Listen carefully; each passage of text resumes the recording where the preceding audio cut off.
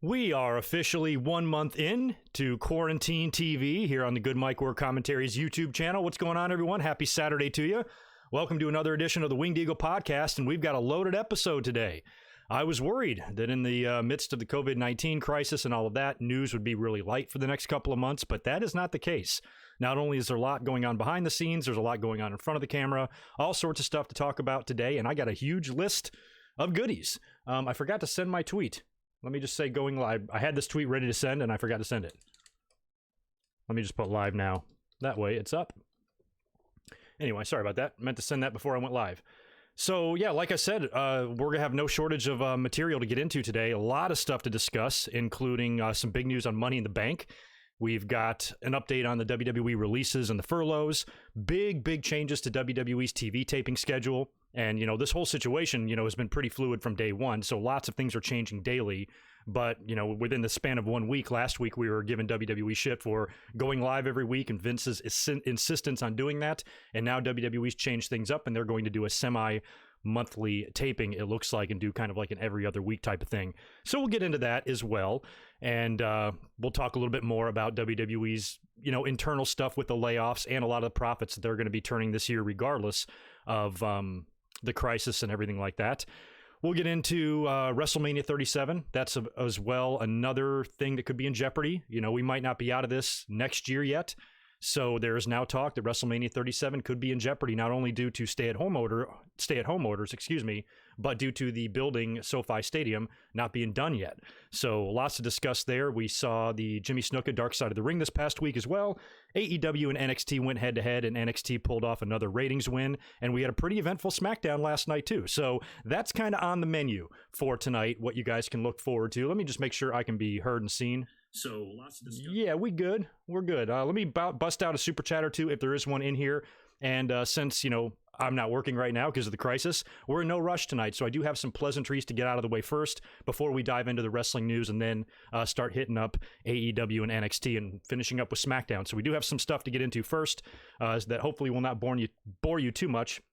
But I definitely want to answer Steve Myers right off the bat. Thank you, brother, for the $5 super chat for the first Stella of the night. Well, guess what? I don't have any Stellas cold. I just opened my fridge to grab one, and there's none in there. I got a ton of them on top of my fridge, so I threw a couple in there. They're not going to be cold by the time this podcast is over. So I did open up a heavier beer, a Sculpin, but I really don't feel like drinking it, so I'm only going to take a few sips, and I got a water with me as well. So, no drunk mic work tonight, if that's what you're trying to do, Steve Myers. I do have some stuff I want to work on this evening as well. So not going to be a heavy drinking night, that's for sure. But it's still going to be a fun hangout. We're still going to discuss a lot and get into a lot. So first thing I want to do is let you guys know a couple of a couple of videos that are up on the channel this week. Big week of videos on the channel. I have two new ones. I had a retro Monday Night Raw review that I uploaded on Wednesday, same day as the releases, the big WWE house cleaning that they did. And that was a review on the November 19th, 2001 edition of Monday Night Raw, the night after the Survivor Series. This was a Patreon donation video from a really awesome supporter, and he sponsored the whole thing, and it was a fun review to do. So that is up on my channel now if you want to check that out, and it's available in podcast form as well. And we also lost Howard Finkel this week. And those of you who are following me on social media, you're aware that I knew that, and I put up a little tribute video to him, too, on the YouTube channel. It's about 12 minutes long.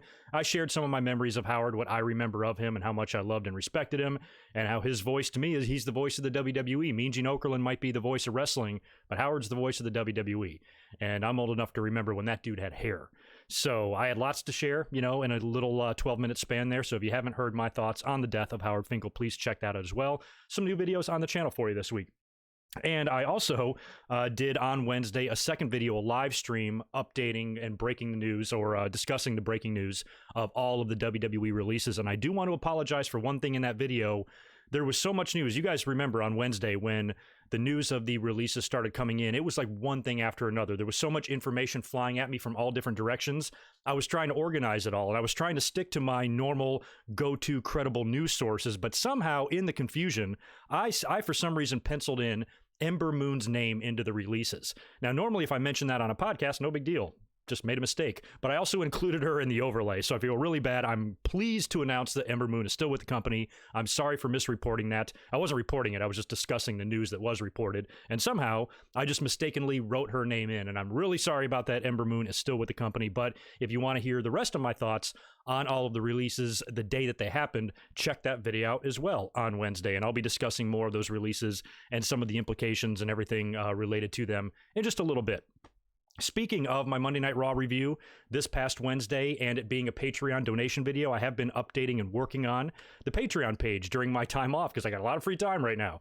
So I've kind of updated the tiers a little bit and I'm still working on it. I've got some imagery to add and some things to do and to tighten up and clean up. So it's not completely done yet, but I am exploring some different options.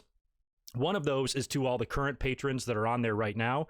If you are a $10 or month or more patron, or you have a lifetime pledge of over $200, you're now considered a top patron. You're going to be shouted out not only here in a minute, but you're going to be shouted out in the description below, right at the top. All of my top patrons, you guys are now top sponsors and the biggest reasons why this channel is able to continue. So I wanted to try to give you guys a little bit more credit than I do just with one simple shout out. So anybody that is a $10 per month or more patron or has $200 more lifetime, I'll throw your name down in the description. And if any of you down there have any social media, YouTube channels, anything like that at all that you want me to plug in addition to your name, let me know and I will start including that in the description as well. As far as, the $5 patrons and everything like that, you're going to get a Twitter follow from me. You're going to get a shout out. And I'm working on a couple of other ideas. I've had recommendations to do a Discord. Now, unfortunately, I've never been on the site, never used it. So I want your feedback on that. Let me know in the chat. Let me know in the comments below. If you're watching this video later, do you think doing a Discord is worth it? Should I get on the site? I know I sound like an idiot because I've never been on there. I've never even used it. I'm not a big Reddit user either. So some of these really main platforms, I'm not on. I'm not even on Instagram. But I think Discord is kind of like a discussion or a chat, and since I do have more free time now until this pandemic blows over, that could be something that we could do, and I could incorporate that into the Patreon page and make that available just for the backers there. So that's something that I'm thinking about as well. Just give me a yay or nay on that if you think I should do it. And once we get into like 50 patrons, not quite there yet, I think we have around 30. Once we get to 50 or more people supporting the channel on Patreon, I will start doing weekly exclusives just for you guys. Q&As and things like that. So that will be coming together the more we grow on the site. Hopefully we will. And finally, I want to let you guys know the update on these videos. If you would like to support the channel in a bigger way and you want to sponsor a video or a live stream, you got two options to do that. They're both on the Patreon tiers right now. You got one option for $75. I will come up here and do a minimum of a 1-hour live stream discussing anything you want. Wrestling subject, wrestling show from any promotion or time period, wrestler's career, whatever you want. Basically a casual discussion of a certain wrestling topic where we'll come up and just hang out and talk about it casually. I'll add you as a mod in the chat. We will coordinate together to make sure that you are available to be live when the stream happens, and we'll set a date and we'll do it. And that's one option there. And then you got another option for $150. You can do a full-on edited podcast style review on any show that you want, any wrestling show at all. So all that information is on the Patreon page right now. Link is in the description below. And if you choose not to do, or you prefer not to do the Patreon option, this is available on PayPal as well. All right, I'm done with the bullshit. I'm usually not that type of podcaster that has a whole bunch of shit to plug to you guys, but wanted to get that out of the way because, like I said, YouTube's my main job right now, so I figured I would do some more things to up the content on my channel, and I really like it when you guys suggest videos and shows to review, because sometimes there's shows that I would never think of to do, and I'm really glad they get suggested, because I'm like, man, I'm really glad I watched that, and I'm really glad I reviewed that, because otherwise I may not have. So a lot of times you guys have awesome ones to suggest. So anyway, if you're interested in supporting the channel to that level, you can do that over there. I'll shut the fuck up now. Last thing I'm going to do, I'm going to shout out my homies. Shout out the Patreon homies, and then we'll dive into the news, and I'll answer all these super chats that I do see rolling in. I apologize for that. Sorry, I closed out my page here, but I got you guys right here. As always, I got to thank Barry MK400, who's been here pretty much since day one, Alex Reynolds, Blake Moran, Brandon Yelverton, also a new patron this week. Thank you very much, brother. Claudio Clavadetster, Domanian Elwell Sr., Daniel Rodriguez, Devlin, my husband, is in the house as well. Jimmy Anderson, Jay Carg Music, John Riffle, John Rediford, Josiah Blevins, Keith Salyers, Kevin, Michael Kumo, Michael Tong, Mr. Steve, Nathan Walker, Nick Musser, Race Jones, Ryan Y, Scott Moss, Steve, and the Double Z TV. And shout out to Scott Moss. He is the gentleman that I am doing the next video for. He's got a really good Survivor Series that he wants me to review, and that video is in production right now, and I'll probably have that up within a week. So I already have one Patreon donation in queue right now coming from Scott Moss. That's going to be a good one. I'll probably have that uploaded hopefully next week. I should be able to because I got nothing else to do. You know what I mean? All right, let's not get into the news. I'm going to stall one more time, knock out 2 more super chats that have rolled in. First one from A Lovell. Good to see you, man. Thank you for another $10. You are awesome. Cheers to you, GoodMicWork, and everybody in the chat. Rest in peace to the Fink. We'll never forget his title change call between the Hart Foundation and Demolition. SummerSlam 90, right? That is my favorite tag team match of all time. SummerSlam 1990. 2 out of 3 falls. So much going on. It was like Crush's debut. Or it wasn't his debut, but he wrestled in that match. Legion of Doom did a run-in. Amazing shit there. Just a hot summer night, crazy electric Philly crowd. One of the best SummerSlam atmospheres they've ever had. Shout out to that match. And shout out to Howard. He's going to be missed. Spaz Phoenix, thank you, man, for the $10. Always popping in and doing your thing. Go subscribe to Spaz Phoenix's YouTube channel, by the way. What's up, Greg, and to all of your audience? Hope you're doing well. Thanks for all you do, man. I saw Mandy and Sonya at an NXT house show, and they killed it. Both underrated. Hope we see that again. We're going to talk about Sonya and Mandy here because I got to give Sonya Deville a lot of credit. And it's going to be a while before I talk about SmackDown. That's going to be the last thing we talk about today. But I want to just say props to her real quick because upon the beginning of that promo, she's in the ring. She's staring right into the hard cam. She's emotional and weird. And I was immediately cringed and folded into a pocket of origami. Like, I was just like, oh, this is going to suck. And I even put on Twitter, I was like, this is on Fox. You know, I mean, this is not something that I would want non-wrestling fans to watch because it's just going to give them more ammunition as to why wrestling's silly. But holy shit, did she turn things around. That promo went from cringy to one of the best things I've ever seen in just a matter of seconds, and props to her for basically proving me wrong. Here, the cynic in me is coming out. I'm like, oh god, this is gonna suck. I didn't give it a chance, and then Sonya wows us all. So we'll talk about Sonya's promo and all the things she said to Mandy and did to Mandy later on when we get into SmackDown. Thanks again, Spaz, for $5 more rolling in. Not in a position to be a monster patron right now. Oh, dude, don't even worry about it. But off the cuff, I'd suggest both Destiny shows available on Fight, The Ritual, and Fearless. Well, thank you. I definitely need more content to check out from time to time. Absolutely. And yeah, by the way, I'm just happy to have everybody's eyes and ears. All that stuff that I mentioned earlier, that's just extra if you really want to support the channel. Otherwise, my shit's free and everybody's welcome. I just want your eyes. I just want you to share this video. I just want you to like this video. By the way, we have 55 likes in here. Can you guys get that up to 100 for me real quick? I'd super appreciate it. All right, now that I'll stop flapping my shit trap here, we'll start getting into the news. Now, as we know, this past Wednesday, WWE laid off what is rumored to be somewhere around 40% of the company. And this was company-wide in all departments. You know, I think the live event department was completely gutted, and because you don't have any live events right now. That's a lot of people. Multiple writers, lots of people involved in production, tons of people involved in productions. They laid off damn near every major and best road agent they had, it felt like, or backstage producer.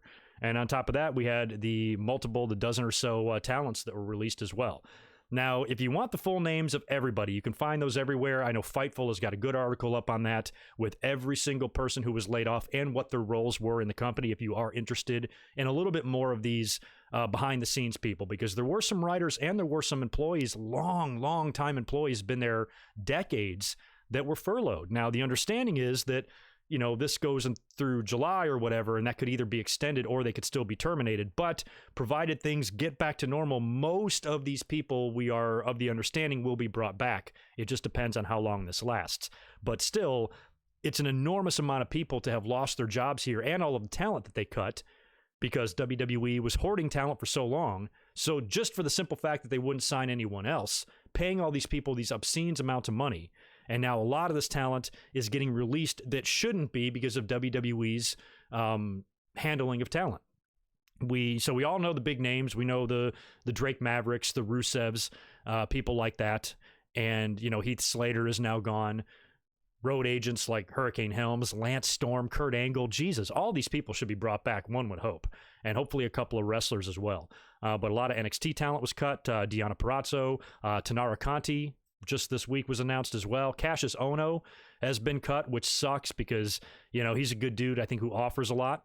Tino Sabatelli, and a few other random NXT and developmental names have also been cut, in addition to the main roster names and in addition to the writers, backstage staff, production crew, agents, and office staff that were all cut. Now, when we talked about this on Wednesday, I was none too pleased. I don't think anybody else was either. And there's a lot of, kind of debate. You have some people on social media coming out and defending WWE's decision. It's a business. This is what happens. This is what goes on in businesses when there's a crisis or an extreme loss of business. Layoffs need to happen. Now, what sucks about this, it just brings up a moral issue, because in WWE's case, we're not talking about survival at all. They are in no danger whatsoever of going under or folding, which is what I've been trying to pound into people's heads for years, who think that some wrestling company is going to come along and put them out of business. It's going to be impossible to do that. The only thing that's going to put them out of business is a fucking asteroid hit or disease, which we're in the middle of now. But still, WWE financially is set to have their biggest year in company history, even if they don't run another live event. If they don't sell one more ticket to a fan this year, and if they don't go back to Saudi Arabia, they are still going to do nearly $1 billion in revenue. Now, if there wasn't a pandemic, we're probably looking at 1.1, 1.2 billion. And without this, they're probably going to be like high 900 millions, somewhere like that in overall revenue, which is crazy. So all of these layoffs and all of these cuts have absolutely nothing to do with the company's survival, and has everything to do with basically just maintaining a certain level of profitability. And that's where it kind of gets shady, because when you see these numbers and you're like, man, these good people that were laid off. Now, businesses, that's what they do. It's Vince McMahon's company, kind of has every right to do that type of thing. You're going to have those people that say that. And I agree. That's kind of the way it is. As bad as it sucks and as bad as it doesn't make sense, the WWE couldn't do the right thing here, because a lot of companies are doing this, but not all wrestling companies are doing this. As a matter of fact, I think the day after the layoffs, in the Stamford newspaper, they ran an ad, I think it was for MLW, and praising them about how they're treating some of their talents in the midst of this crisis. So even in WWE's own backyard, this is bothering people. And it always cracks me up the way WWE bullshits themselves and the fans with these disgusting, feces-laden PR statements like, the WWE is woven into the fabric of society. And every time I read one of those stupid statements, I read it in Stephanie McMahon's voice, because she's got that level of delusion. We here in the WWE, shit like that. They try to make themselves, they constantly pat themselves on the back and suck their own dicks. And here, yes, they would take a loss by keeping these people on, but don't you think it would do just as much, probably more for their public image, just eating this loss than it would be laying everybody off and adding to the shit that's already heaped on them? Vince McMahon's reputation apparently has been tarnished after the folding of the XFL and some of the handling of that. And, Vince McMahon, sold some of his WWE stock to help fund the XFL. And now the way all the business and the contracts and the bullshit works out, with Vince McMahon loaning XFL money to pay people during the pandemic, now that they folded and filed bankruptcy, Vince McMahon is a creditor on his own goddamn company. So he's kind of taken a lot of flack and everything. And for once, WWE had the chance to kind of do the right thing, because WWE loves philanthropy and they love to talk about how great they are. And you would think that if they kept all their employees on, this is something that they could smear all over social media. They could put it on Raw. We here in the WWE care about our performers, because don't they always say that WWE is a family? Bullshit. You're letting go people who've worked for the company for 25 years, a quarter of a century, sending them out on their ass, just so that stock doesn't drop $1. It's fucked up. So this WWE family shit is a load of horse bull shit. And I think that had they done something to at least make this easier for some of their employees, like we said, a lot of them are furloughed, could be brought back, probably will be brought back. But I think that when you look at the ridiculous amounts of money that they are set to bring in and the profits that they still stand to make, regardless of these cuts, and whatever the final number here of what these cuts saved them is kind of a drop in the bucket in the grand scheme of things, and seems like on paper to the average Joe, it's something that they could have eaten. But they don't. And they're just continuing to be assholes, basically. And it's just not, I don't know how you even possibly fucking defend this, because it just sucks. Now, as a company, they have every right to do this. It's in a lot of the talent's contracts and all that kind of stuff. They reserve the right to run their company the way they see fit. But sometimes you wonder, man, think of the praise they could have gotten if they were one of these companies, and so many companies are being judged right now with how they're handling this, they had a chance here, to be praised in the media and everywhere. Boy, more companies should be like WWE, keeping their employees on, paying them throughout this crisis, and putting them first, putting the people that run that company first. They're putting the people that run that company last. So I think the whole thing, there's no other way to describe it other than it's a shitty situation. Sucks for the wrestlers, and it really sucks for the employees that were probably only making about a quarter, probably less, probably 1/10 of what some of these wrestlers were making. Some secretary in Stamford that's been there 20 years, compare her salary to Rusev's, and Rusev, who donated like 20 grand out of his own money, out of his own pocket, to help the WWE employees, something that WWE should do. Vince should be paying these people his $20,000, not having his talent do it. And then they cut him. They release him. So, yeah, WWE's real high up on my shit I hate list right now. It's not cool. It's the way of the world. It's the reality of it, but doesn't make it any less shitty and doesn't make it any less fucked up. Now, some of the wrestlers, I'm sure they've saved their money. They're doing fine. As far as their survival goes, they're fine. They probably all bought houses, purchased houses, saved their money, especially somebody like Heath Slater. I'd be worried I'd be getting released every year. So I'd be packing money away, make sure my house is paid off and I'm good to go in case I'm jobless for a little while. So I'm sure a lot of these wrestlers financially aren't going to be starving, but maybe, some of the other staff could be if they are not brought back after the crisis passes. So just another example in the world of just more people being having devastating effects from the virus. So yeah, that sucks. Before I get into my next order of business, what do I got coming in here from somebody? Spaz, another 10 from you. Appreciate it. Yeah, right before we get into the next subject here, which is a big one.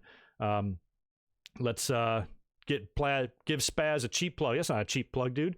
No problem. If you're sick of wrestling, my co-host Black Cat Feline and I have brought movie reviews back to my show. We started last week with 2014's Godzilla, and there's more to come. Thanks, man. No problem, Spaz. Yeah, if you guys want to get away from wrestling, just listen to other subjects, you're welcome to do that. I will be scrolling back up here to the chat soon and answering some more questions and all of that. Appreciate everybody popping in and saying hello. I got any mods in the house? Good. Devlin's here. Devlin and Barry, two of my mods, are both recommending Discord. All right, I'm going to look into that. Might as well, right? We should do that. My biggest problem with Patreon is part of the reason why I don't plug it so much is there's only so much I can really offer in terms of exclusives, because up until now I haven't had that many supporters on Patreon. So then I'd be doing it for 8 people. But now that we're getting into the 20s and 30s and things like that, I need to start doing some exclusive stuff for you guys. And Discord could be a good start to that. So I appreciate the feedback. We'll look into it. All right. So on top of everything else going on in WWE with the talent cuts, with the massive layoffs, and the TV schedules, they've taken another turn. Big change to the TV schedules and some big news regarding Money in the Bank, and this is crazy. Oh, man, let me drink some more water.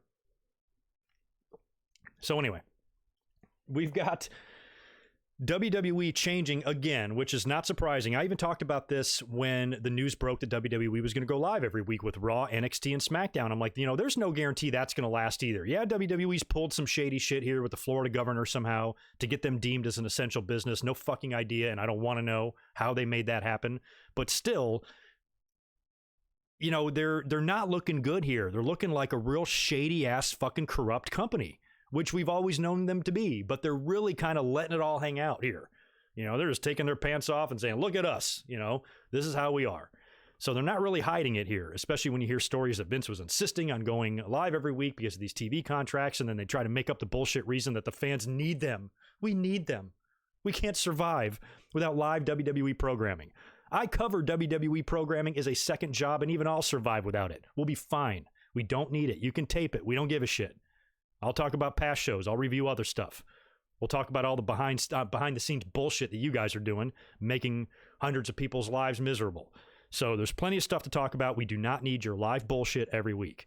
And it's so ridiculous that WWE tries to make themselves look like the good guy. Like they're sacrificing all this for us. Oh, wow. Jesus. You talk about I understand WWE is a huge global company, but they really believe in their hearts that they're the center of the universe. They believe that, based on the way they talk and word things. Crazy fuckers, man. Damn. Anyway, So the TV taping schedule has changed once again. There is no word what led to this change, because we heard that Vince was pretty aggressive. That was one word that was used in the initial reports, aggressive, saying that Vince aggressively wanted to maintain a live schedule for all 3 shows every single week. And now it's a complete 180 here to where now they're going to be taping a little bit more. And whatever, I don't know how this affects the TV contracts at all. Essentially what they're going to do here is they're going to tape every other week. I think they're going to tape 2 shows a night. They're going to tape two on Monday, 2 on Wednesday, and 2 on Friday. Those will air for the next 2 weeks, and then they'll do another live set again, apparently. Something like that. It's kind of a complex schedule because it shows each date and what shows are going to be taped on which date and when those shows that are being taped are going to air. So you can check that out if you want online for the full detailed schedule. But this week's Monday, Raw will be live, and I think they either tape SmackDown for this or they do something else, but more than one show is being taped for Monday.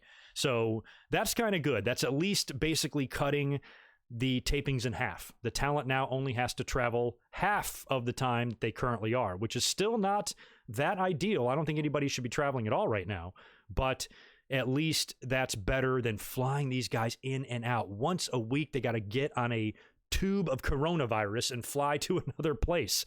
And I cannot believe that WWE thinks this is okay. So this is still not, that acceptable. I think they should try to mass tape, kind of like how AEW did.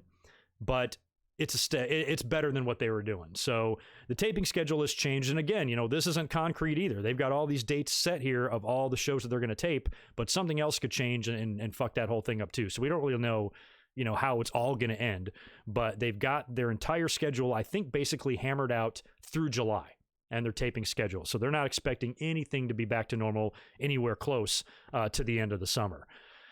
So that's good, but it also pretty much guarantees that we are looking at months and months and months of these taped shows, or of these empty arena shows. Also, Money in the Bank is coming up on May 10th. They've been doing qualifying matches for this on TV, and apparently they might have already taped this, because we might be seeing qualifying matches and all of the hype leading up to Money in the Bank being taped after than the actual Money in the Bank matches themselves. And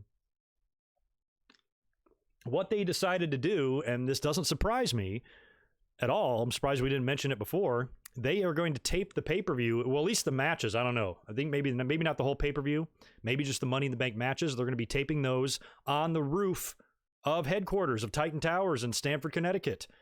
And we've seen that before. Back in 95, the Monday Night Raw intro was on the roof. They had a ring up there. They were wrestling. I think there was even a behind the scenes done on the shooting of that. So they've been up there before.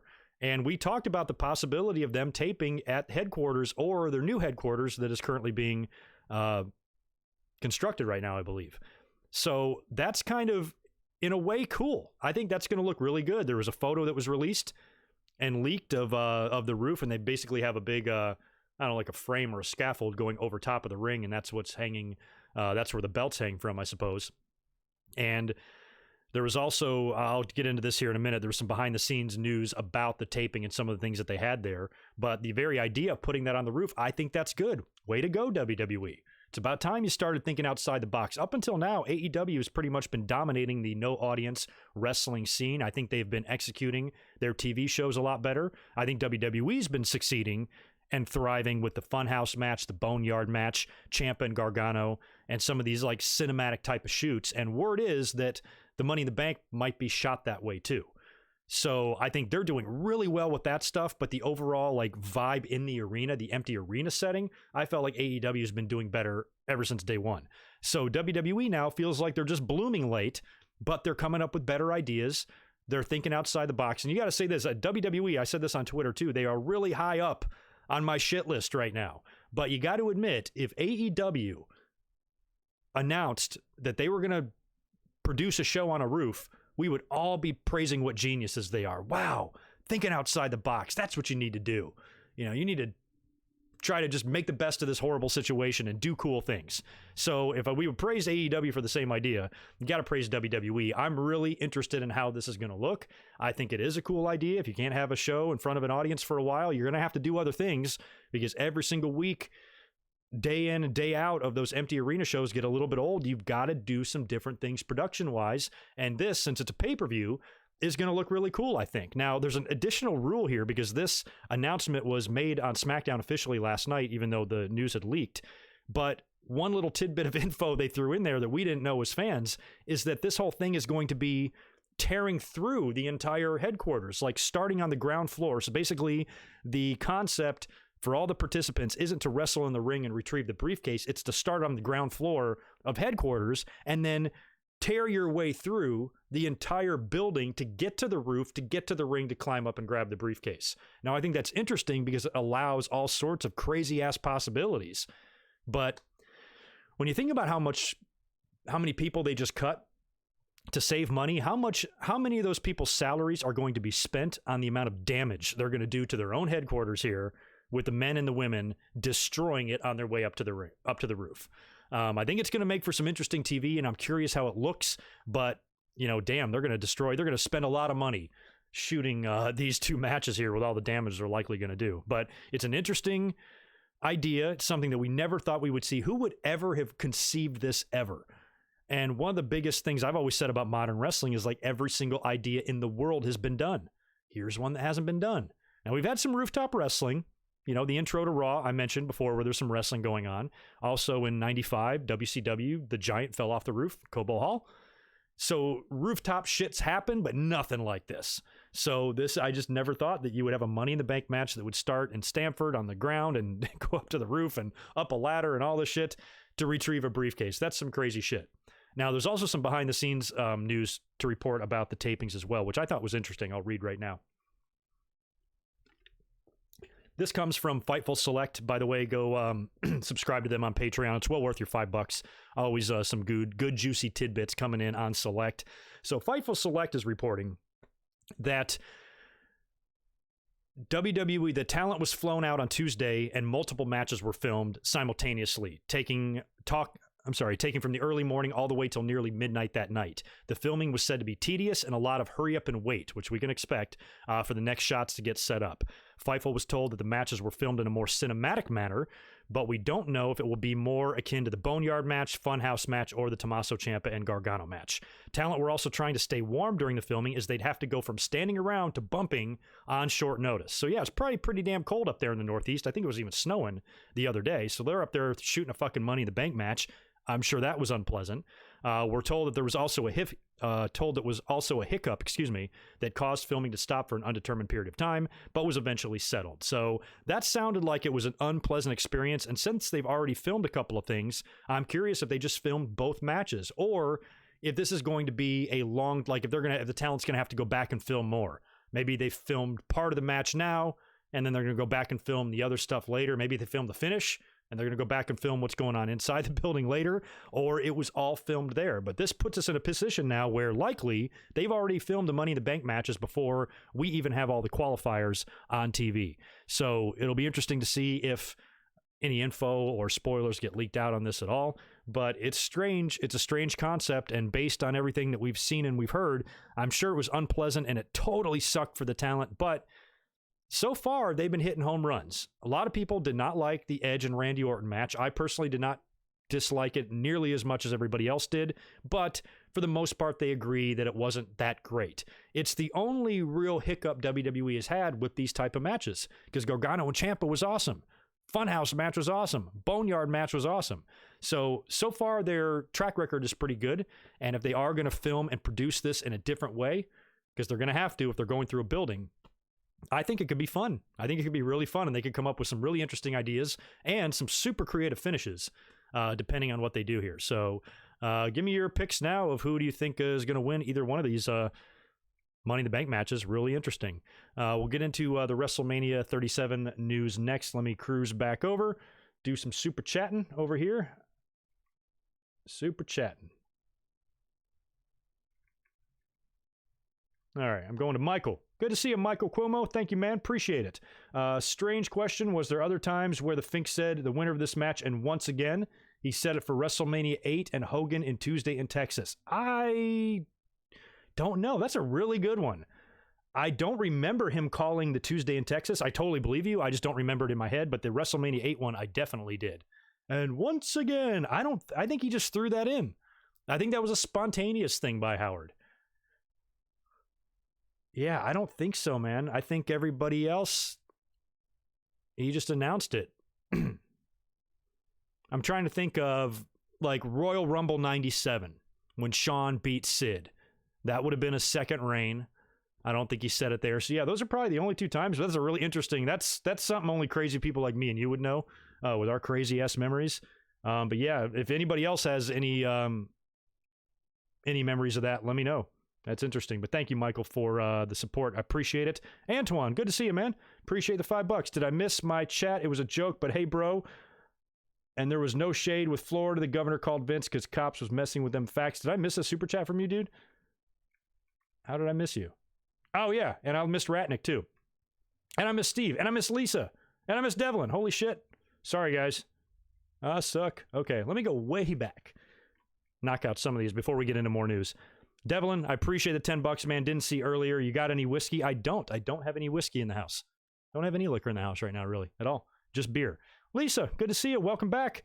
I'm so happy not. Birthday was a black 04, April 15. Does that mean it was your birthday? Well, happy birthday. And April 15th was not a good day because that is the day that all that talent got released, including Mike Rotundo, fucking IRS, released on tax day. Rusev, released on Rusev Day. Fucked up world we live in, man. Steve Myers, thank you, man, for $2 for the ice. Appreciate that. That can go with the whiskey that Devlin wants me to get. But thanks for popping in again. Ratnick, good to see you. Thanks for the $5. Who's getting tossed off Titan Tower? Big Show style. You know what I think would be cool is if Big Show did. I think like Big Show should show up and get tossed off the roof and then live. That would be fun. Just for old-timey days' sake, you know? I don't think anybody's going to get tossed off the tower, though. I had a few people tweeting me yesterday when I commented on the news, worried about, like, safety. I'm like, nobody's going to fall off that roof. It's a big roof. You can go back and watch the Raw stuff. Like, there's like a ledge and a wall and everything. I don't think anybody's going to be in the position, even if they were up on a ladder. The ladder's not going to be tall enough to where it could fall off the roof. Now, they might make it look like that in post, but it's definitely, nobody's in any danger of falling off the roof. And it's not like a flat roof either. I don't think you can just roll off the edge of it. Even if you roll to the edge, there's going to be a barrier there to stop you. So no, I don't think anybody's in any danger of falling off the roof. And I don't know if WWE, I think if it was the Attitude Era, somebody would definitely be Peter Panning off that fucking roof, 100%. But now I don't know if they want to do that. I don't know if it's something they touch, but maybe that's why if somebody is getting thrown off the building, I think that might be the reason why you're going for like a cinematic type of effect to where it's clearly, because everything we saw in the Firefly Funhouse, it's clearly fucking crazy, right? So I think maybe they can get away with it. Somebody falling off the roof, it was filmed in that style because the person can live and all that. But if it's filmed as a regular match and a wrestler stumbles over the top, or stumbles over the roof, how can you even rectify that on TV? They're dead, But then again, Triple H should be dead. Survivor Series, was it Survivor Series 2000? He was up on the forklift and Austin just dropped him right down. You should have seen red juice come out both sides of the fucking window, and Triple H shows up on Raw like a week later. Give me a break. Anyway, let me knock out this next one here from Antoine again. Thanks for another $5. This is the one you referenced earlier on. This is going to be crap on everything because I just listened to Alvarez video and I can't take that right now. What's up, bro? What? This video is going to be a crap. Oh, maybe you're talking about earlier when I was giving them shit. Well, hell yeah. They deserve to be getting shit, but this whole video isn't going to be crapping on them. I got a whole bunch of stuff to talk about. That was just that particular subject. And yeah, WWE is a bunch of assholes. I'm not backing off on that statement. That's for sure, Antoine. But thank you for popping in with $10 for me. You're the best as always. Let me see. Devlin, thank you for another $5. I like WWE's idea for Money in the Bank. At first, I thought Kayfabe News was tweeting that poster. Yeah, you kind of did. WWE doing something different for once. Yeah, and it was a smart idea. Now, the funny thing is I know that we discussed on the podcast WWE doing different things like that, finding alternative venues because they are in a position probably to find those better than maybe AEW can. We even thought about them going to their new headquarters and just filming there. Or you can go to Stamford and film there. So putting something on the roof, I'm surprised we haven't said that because that's an idea that should have popped in all of our heads, actually. So I'm glad that they're at least just saying, okay, we're not going to autopilot through the PC until this is over. We're going to continue to try to produce compelling TV and like have the ratings in mind. A lot of fans say, oh, WWE's lazy. Maybe they are here, at times in certain situations and certain storylines.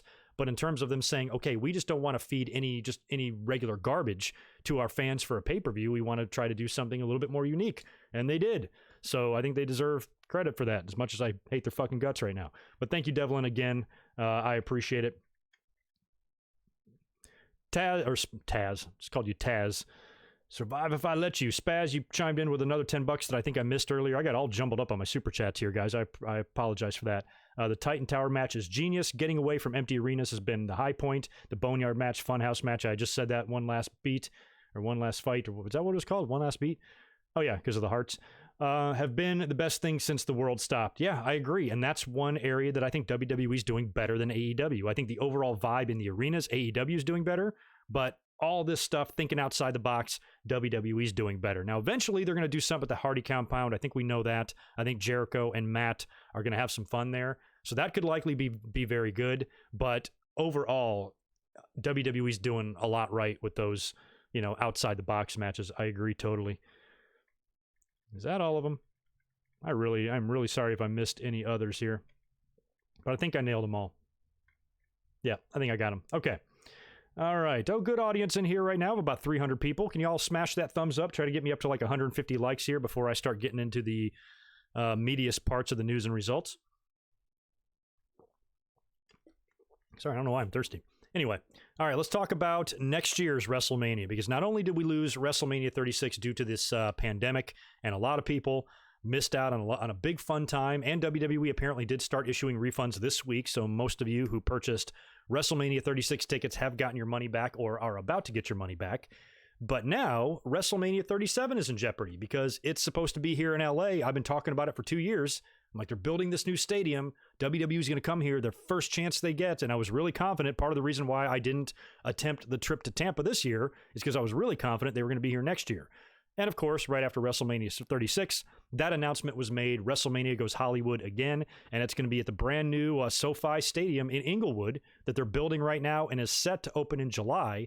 And that's where the Rams and the Chargers are going to be playing football every week. So that was wonderful news, because that means I can go to WrestleMania next year and be involved and do a whole bunch of stuff and meet a lot of you. I'm really looking forward to it. Well, now that's no guarantee either. It amazes me how things change. There was a time when WWE still thought they could pull off WrestleMania 36.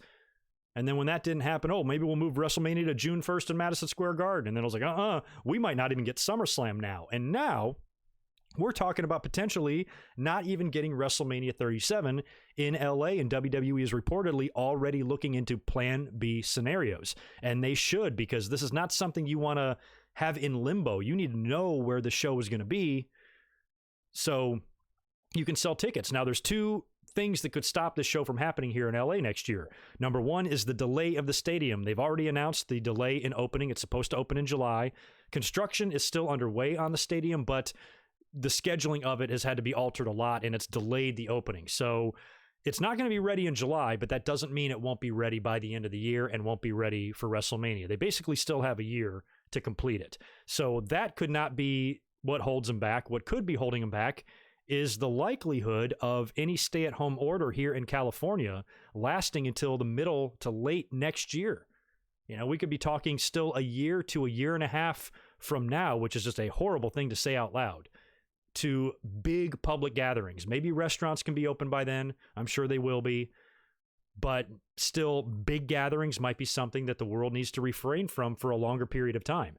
And that's what I've been saying all along in terms of the pandemic. Whenever we do start getting back to normal, it's not going to be a switch that you just flip on. Oh, now the world's back to normal. It's going to be like a gradual process. First, we're going to lighten up on this and then ease this restriction. Then these businesses can open. Then those businesses can open. Then we'll move on to department stores, restaurants, like little bits at a time, kind of slowly, like dip your toes into the water and slowly walk back in. You don't just dive in. So, depending on what happens with that and how many different things change in the course of the next 12 months, there is a really good chance that California isn't letting people gather by the time we get to April next year or March. So that sucks. That really sucks because, for me personally, I live here and I really wanted to go to WrestleMania next year. And it causes another problem because as soon as WrestleMania is over, I'm heading off to Hawaii for family vacation. And I kind of need to know, because it's going to affect my schedule there, what's going to happen with WrestleMania. So I got to keep my eye closely on this.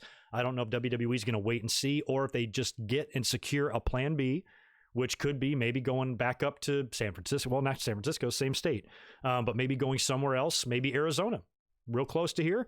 Phoenix, maybe they've got lighter restrictions at that point. They can go back there. That's where WrestleMania 26 was. Or put it in a different stadium altogether, or completely move it away from the West Coast.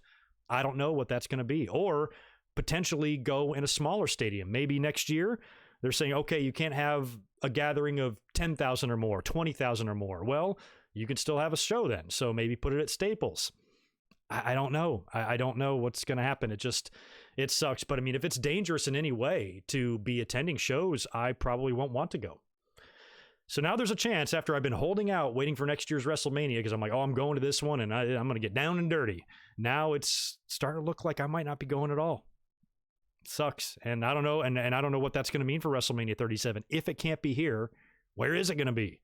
So yeah, it's probably smart that WWE starts looking into alternatives now, so they don't have to scramble like they did this year. And we certainly don't want another PC WrestleMania. And I'm hoping that PC Raws and SmackDowns are not still happening by the time we get to January next year, but it's possible, and that sucks.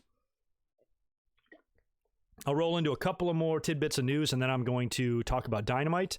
Then we'll get into NXT, and we'll wrap things up with SmackDown. I appreciate all these supers flying in. You guys are awesome. Let me go back up here. Spaz, I got your Titan Tower one. Antoine, thanks for another $2, dude. I appreciate it. Money in the Bank should be filmed like Die Hard 1. It should. Somebody should totally bust through because the Stamford, the towers there are glass, like the Nakatomi Plaza was glass. So yeah, somebody needs to Bruce Willis their way through the glass. Fucking machine gun. Oh my God. Some sort of an explosion. Something needs to happen. I mean, the poster was hysterical. They got people flying out the windows and shit on the poster. So they look like they're going to be getting nuts. It had a very similar vibe to the Super Bowl commercial that they did back in the Attitude Era that was filmed at Stamford there. You guys remember that? That was pretty funny, and they were tearing that place to bits. So yeah, I think there's going to be some fun things filmed for that, for sure. DM23, thank you, man, for the $10. I sincerely appreciate it. I have an odd and new. Oh, good, because I was asking you guys on Twitter, tell me some of your favorite and new announcements from Howard Finkel. Your favorite was from Survivor Series 1999 when the Big Show won the WWF title. I don't know why. Maybe because it was the first time I heard him saying with Show's reaction to winning. That was a good one. Because Show, I remember being kind of disappointed in that Survivor Series because Austin, clearly ran an injury angle and he was going to be off TV for a long time. So that was depressing.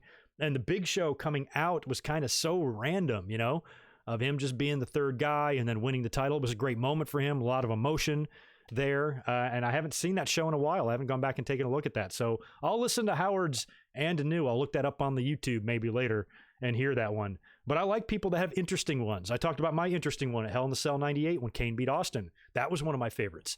So I like those. Appreciate that, DM, and thanks for the support. Devlin, thanks for another $5, dude. Appreciate it. Maybe WWE can go back to Tampa next year.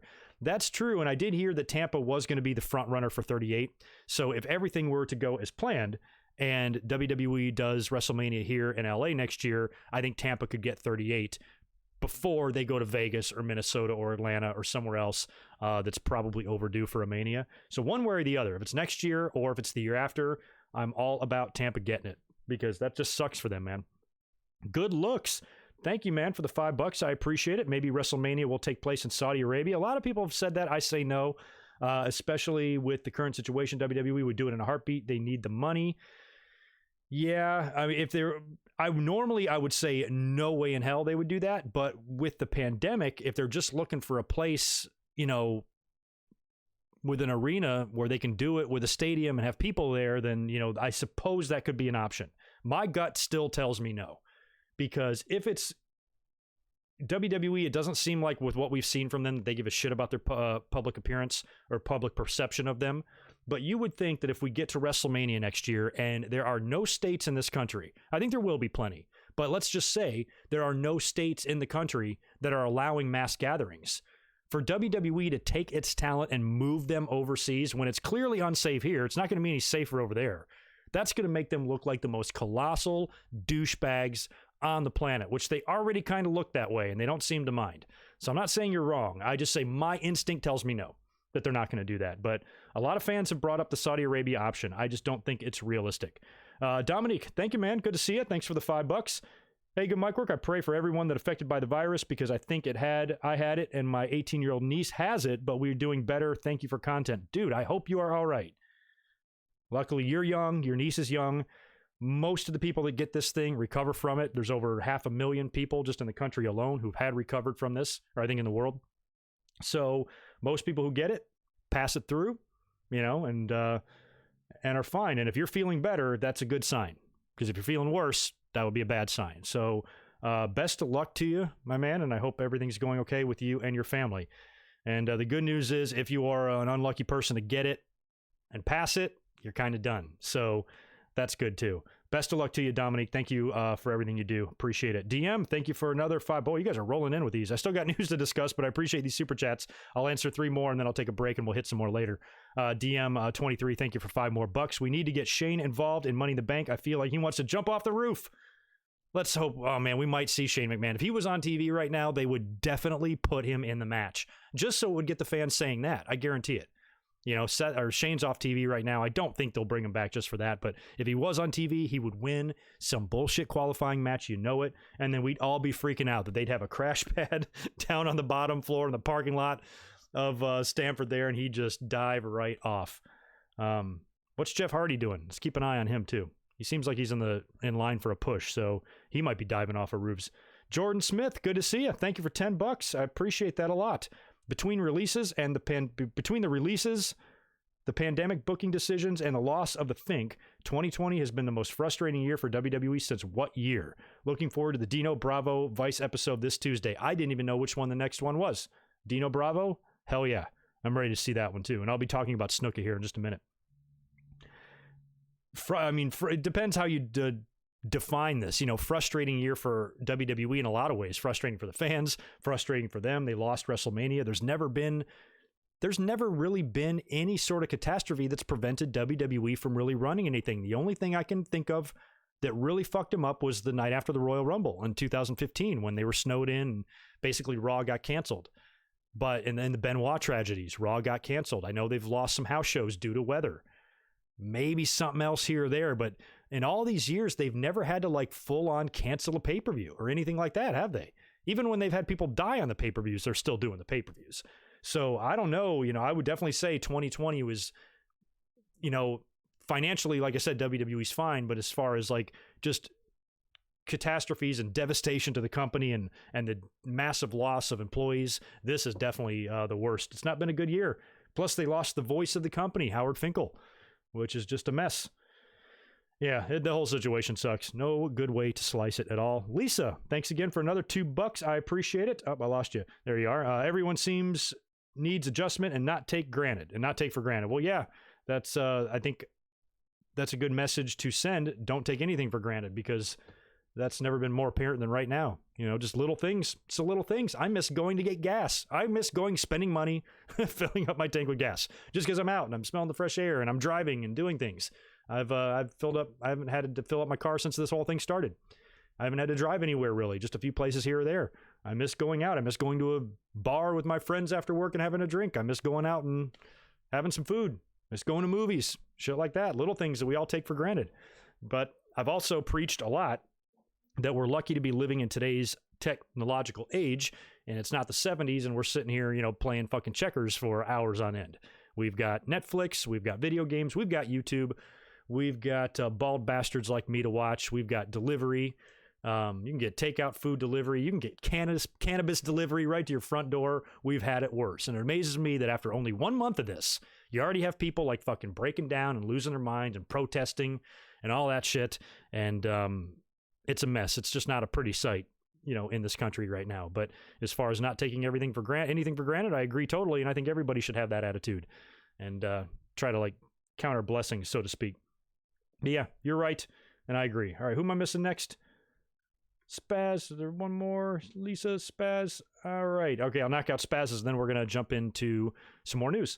Thank you for another $5, Spaz. Appreciate it. What do you think of Vegas faction? I think the addition of Theory takes it away from another stereotype group like the LWO. I like Zelina's faction so far, and I really like the time that they put in on Raw this past week, kind of really building the show around the development of her faction, and I'm hoping they can do big things, man.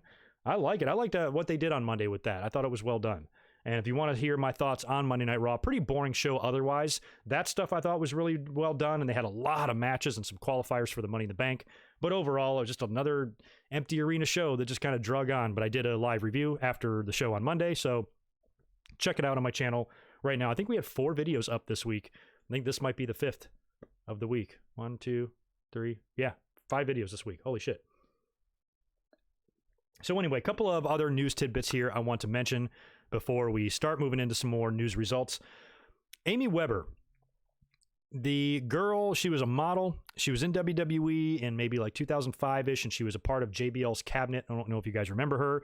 I never heard of her prior to coming into the company, but when she was there, I remember looking her up, and she was like a bikini model or something. So she was just one of those girls that they brought in a lot. She did an interview revealing that she was kind of hazed and bullied a little bit by Randy Orton and Edge. Some unsavory stories there, but it wasn't anything worse than anything we've really heard from around that time.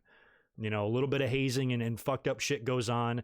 Nothing that they did to her, I think, was too over the top. I mean, it wasn't good, some of the things that she was describing, but when you hear some of the stories of the backstage ribs and the backstage hazing and things that have gone on, basically far worse has gone on, and nobody gets a pass, but also at the same time, we should stop really canceling people that did shit years ago. I mean, if we forgave X-Pac for taking a shit in somebody's sandwich or bag, I think we can forgive Randy Orton and Edge for being a douchebag in 2005 to a member of the roster that was probably very resented because there was a lot of people around that time, a lot of women especially, that were just brought in because they were tits and ass, and that's it. Now I feel like every single female on that roster deserves their job because they work hard. But back then, WWE, they saw a picture of you shaking your ass or a video of you something shaking your ass online. Vince would be like, God damn, find her and hire her. Without sight unseen, without even meeting her. And I think maybe Amy Weber, because she had the personality of a fucking sloth, I think that she might have been one of those people. What did she offer to the show? Nothing. She was just there. She was just there to stand there. And that's not her fault. She was brought in and paid to do that, and she did. But a lot of the wrestlers, because there's a lot of political BS behind the scenes, they resented her, didn't like her, and probably took out some of their frustrations on her. That's the way wrestling was. Chris Benoit famously humiliated The Miz for like eating chicken or some shit in the locker room. There's just been far worse things going on. So it wasn't a good story. Kind of wish something like that at this time with Edge wouldn't have come out, especially since everybody is very pro Edge right now. At least I am. Some people turned on him after the match and his response on social media to it, but not me. I'm an Edge head through and through. And Amy Weber, I'm sorry you went through that. Very sorry. I'm not denying that Edge and Randy Orton probably did those things, but fucked up things happened all the time back then. And it sucks, and just the way it is. But anyway, hope you're doing well, Amy. Dark Side of the Ring this week. This past Wednesday aired the Jimmy Superfly Snuka episode. Now, we knew this one was going to be crazy. Much like the Brody episode, it was going to be probably uncomfortable to watch, much like the Benoit episode, uncomfortable to watch, especially when you hear the story. Now, the only real things about this documentary I felt that I didn't know was a few of the comments by the Tonga Kid and whatever like the lead detective's name in the investigation was. They came off as shady as fuck to me. They came off as knowing more than they did. They came off as panicking in their mind when they were asked certain questions, especially when Tonga Kid, I think, accidentally disproved Snuka's story about Nancy falling outside the car on the side of the road, because he said he was in the car with them driving that night. And, you know, that's a clear discrepancy there. And when they called him, when they asked him about it, he just kind of was like, oh, fuck, you know, kind of thing. And same goes with that detective or whatever the fuck who he was. I forgot his name. But the rest of the case was mostly stuff we knew, because we always knew that she was hurt. And then he left to go film matches, because all this happened in Allentown where they film TV all the time. And I think the fight and the issue with them happened prior to him leaving. He left her there with a brain injury, left, came back, and then called 911, and then she was dead at the hospital, and the whole thing. So most of the facts of the case, because a lot of things were made public back in 2015 when he was finally brought to trial for these murders, a lot of those facts kind of came to light, and it really painted a pretty grim picture of kind of what happened there, and there's really no way you can convince me that he didn't do it. He's as guilty as OJ. So it was kind of rough to watch, but, you know, still I think did a good job. The Dark Side of the Vice guys do a great job of telling these stories. And it just sucks that the family, you know, never really got their full closure. They never got, you know, really that much peace from the whole situation. And, you know, Snuka's widow was on there, and she was, of course, defending him. He had some people on there that were defending his innocence and everything, but what the fuck happened to her then, you know? she clearly did not fall outside the car and hit her head. Something else happened. You're lying. And, you know, back in those days, domestic violence was kind of regular. Guys were beating their women all the time just because fucking dinner wasn't hot enough. So it stands to reason that back in those days when you got a roided up, coked up fucking wrestler getting into it and getting in an argument with his wife, things happen. And I fully believe that he picked her up and smashed her head on the ground. And that sucks. So anyway, if you haven't seen that, check it out. It's gross. And I'm sure the Dino Bravo one won't be any more fun to watch. And the last little bit of news I have, I should have mentioned him earlier on, but in the midst of all of the WWE releases, one guy that seemed to survive was Jinder Mahal.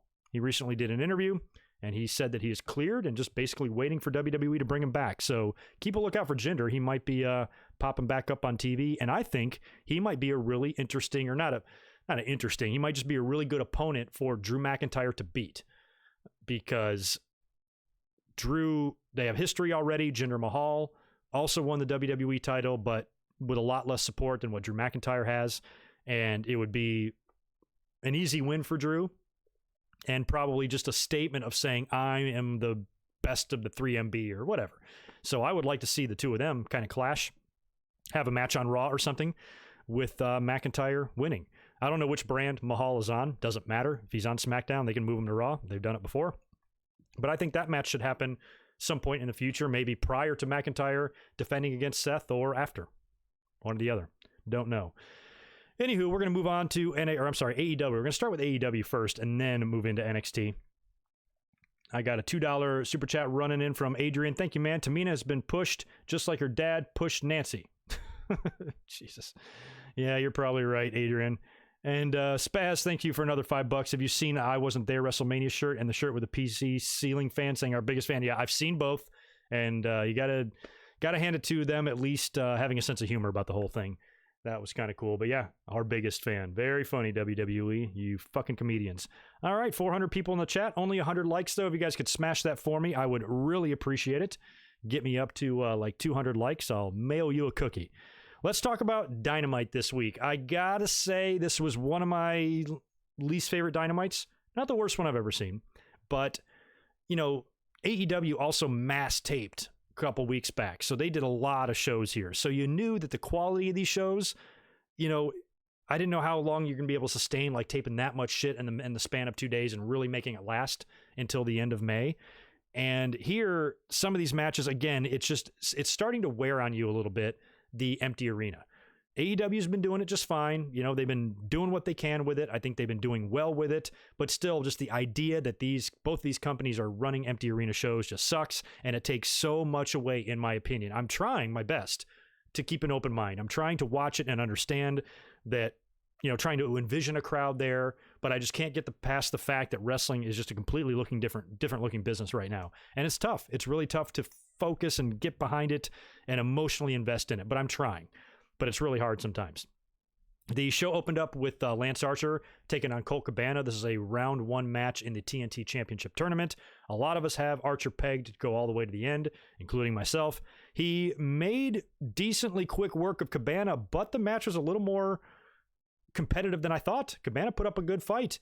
He was no pushover, that's for sure. In the end, Lance Archer defeated him, and he will advance now in the tournament. He'll take on the winner of Dustin Rhodes and Kip Sabian, which I think happens this Wednesday on Dynamite. And there was something that was released, like a voicemail that Dustin left to Cody Rhodes, saying that if Kip Sabian beats him, he will retire.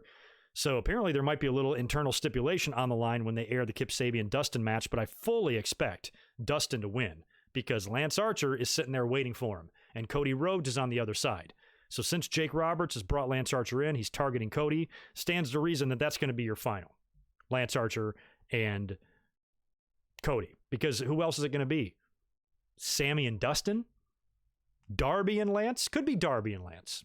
could be Darby and Lance. I don't think it is, but it could be. I think Lance and Cody needs to be your match there, and if Lance can crush and destroy Dustin along the way, that'll just add, fuel to the fire, so to speak. So I think the stipulation with Dustin is bullshit. He's going to beat Kip Sabian next week and advance, but then get murdered by Lance Archer in the semifinals. We had Britt Baker winning a squash match against Cassandra Golden. This was basically a squash. She did the tooth thing on her after the match, made her bite down on the bottom rope and then stomped the back of her head. So, and she even, Britt Baker even had a promo or a little vignette in a dentist office earlier on in the night. So Britt Baker's a pretty good heel. She's pretty good at being bitchy. I like her a lot. I enjoyed the Bubbly Bunch. That was fun. It's one good thing. This one entertaining thing I think AEW did this week. It was just a combination of the Inner Circle guys, Santana and Ortiz and Jericho and Sammy Guevara, doing, filming things from inside their house and doing random things. Jericho making a mess out of his kitchen. He's trying to fry an egg, and then he spills orange juice, and he's just fucking destroying everything. And he's got his dogs all around him. So all that stuff was pretty entertaining. I can't do it justice. There was so many different things that they filmed for that, but it was a good way to fill the time and a good way to entertain us in the midst of, having no fans in the arena. Sammy Guevara took on Shug D. This was a little tune-up match for Sammy next week. He's taking on Darby Allin in the TNT Championship Tournament. Made pretty quick work of Shug D after the match. He continues the beatdown and gets on the mic to run down Darby Allin. Darby Allin runs out to help out Shug D, runs off Sammy Guevara, and setting up their big match next week. Now, I predicted last week that I kind of think Sammy might get the victory here, because you guys have to help me on their one-on-one matches. Hasn't Darby defeated him in their previous encounters? I think they even wrestled on pay-per-view, right? So since Cody is going to be sitting there, since he beat Shawn Spears last week in the tournament, he's already advanced. He's taken on the winner of Sammy and Darby. We've seen Cody and Darby already as well, I think twice. So I think the better matchup here is Cody taking on a heel. We don't need another babyface match with Cody. So if Cody takes on Sammy and then wins and then advances to face Lance Archer. So I think next week, Sammy's going to pull off the upset somehow. I don't think he's going to beat Darby clean, but I think Inner Circle's going to get involved. Something's going to happen, and Sammy's going to advance. That's my prediction for next week. But still, you got to feel like your final there is going to be Cody and Lance Archer.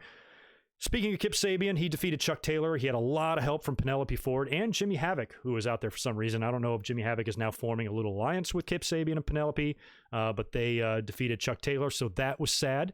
Shawn Spears, fresh off his loss last week to Cody, defeated Justin Law, I think a local guy, jobber. Didn't take much time for him to make quick work of him. And the main event was the big empty arena match that they spent a lot of time hyping. And I think part of the problem with this match, it had a few problems, but one of the problems is maybe it didn't live up to the hype, because it had a lot of it. They were interviewing people, UFC people, Ariel Helwani, all sorts of random people throughout the show, putting their 2 cents in, really putting over the toughness of Jake Hager. And I said right off the bat that Hager is an excellent, credible guy for Jon Moxley to defeat as his first challenger, because Moxley, most of the time, when champions win matches like this, they're not dropping their belts the first title defense. Same thing with Drew McIntyre. I even called the Seth Rollins thing last week, a couple weeks ago. I was like, Seth Rollins would be a good, credible opponent for Drew to beat first. And sure enough, that's what they're doing. And here, Hager was a really good guy, I think, because of his MMA background and his Bellator stuff and everything that they're, all the hype that they're doing with him and how dominant he's been so far in the few times he's been in the ring. You put those two together, Mox beats him, really strengthens Mox as champion, I feel. So this match had a lot of hype to live up to, and I don't think it really lived up to it. The match was just, it drug on. I think it was really long. The match began at the bottom of the hour. And even with, 3 or 4 commercial breaks, it was like a 30-minute match. I mean, it was long. Jim Ross was on the call by himself, which I thought was weird. I couldn't tell if he was still there from weeks ago when they filmed this and he called it there, or if he voiced it live from home or something. I'm not really sure. I'm pretty sure, because I know this match was filmed weeks ago. JR was still there, so he probably filmed it then, but I wasn't totally sure. But Jim Ross calling it by himself, I feel like Jim Ross in today's day and age really struggles sometimes on commentary, but he was okay in this. I thought he handled it just fine, but I felt like the match was too long. I also felt like the match wasn't that great. It just really drug out, and it was an empty arena match. It was no holds barred. Remember, wasn't it no holds barred? How many holds are barred? 1, right? Chokehold. What else is barred? I've always hated that name for a match. No holds barred. So essentially they could do whatever they wanted. Essentially, they could get on the fucking roof if they wanted, and they didn't venture too far out from the ringside area. They did a little bit. There was some stuff going on, but I felt like if it's an empty arena match, you should utilize the arena, and they really didn't do that. They kept it mostly in the ring. They basically booked the match exactly the way it was if a crowd was there. Because if a crowd was there, they probably would have gone off, into the crowd a little bit and done some shit in there. But that was it. And they'd eventually come back and have the majority of the match in the ring. It's pretty much what happened here. Jon Moxley eventually won. Did he hit the paradigm shift on the chair? Forgot what it was. Pretty sure I know he hit the paradigm shift for the win. I just can't remember the sequence of the finish there. But I really wasn't expecting Hager to win, even though they built him up strong as shit. Even having like real fight analysts put in their 2 cents on his ability and the match and who they think is going to win. But I still, with all of that hype, wasn't expecting a title change here at all. I thought it was going to be Moxley all the way here, because I don't think he's going to be dropping that belt anytime soon. So I think the match could have been better. I felt like it had the same amount of sort of disappointment and lagging that Edge and Randy Orton did. Nothing against the guys in there. They both worked hard. They were both just pouring sweat in this match. They were definitely, working out there.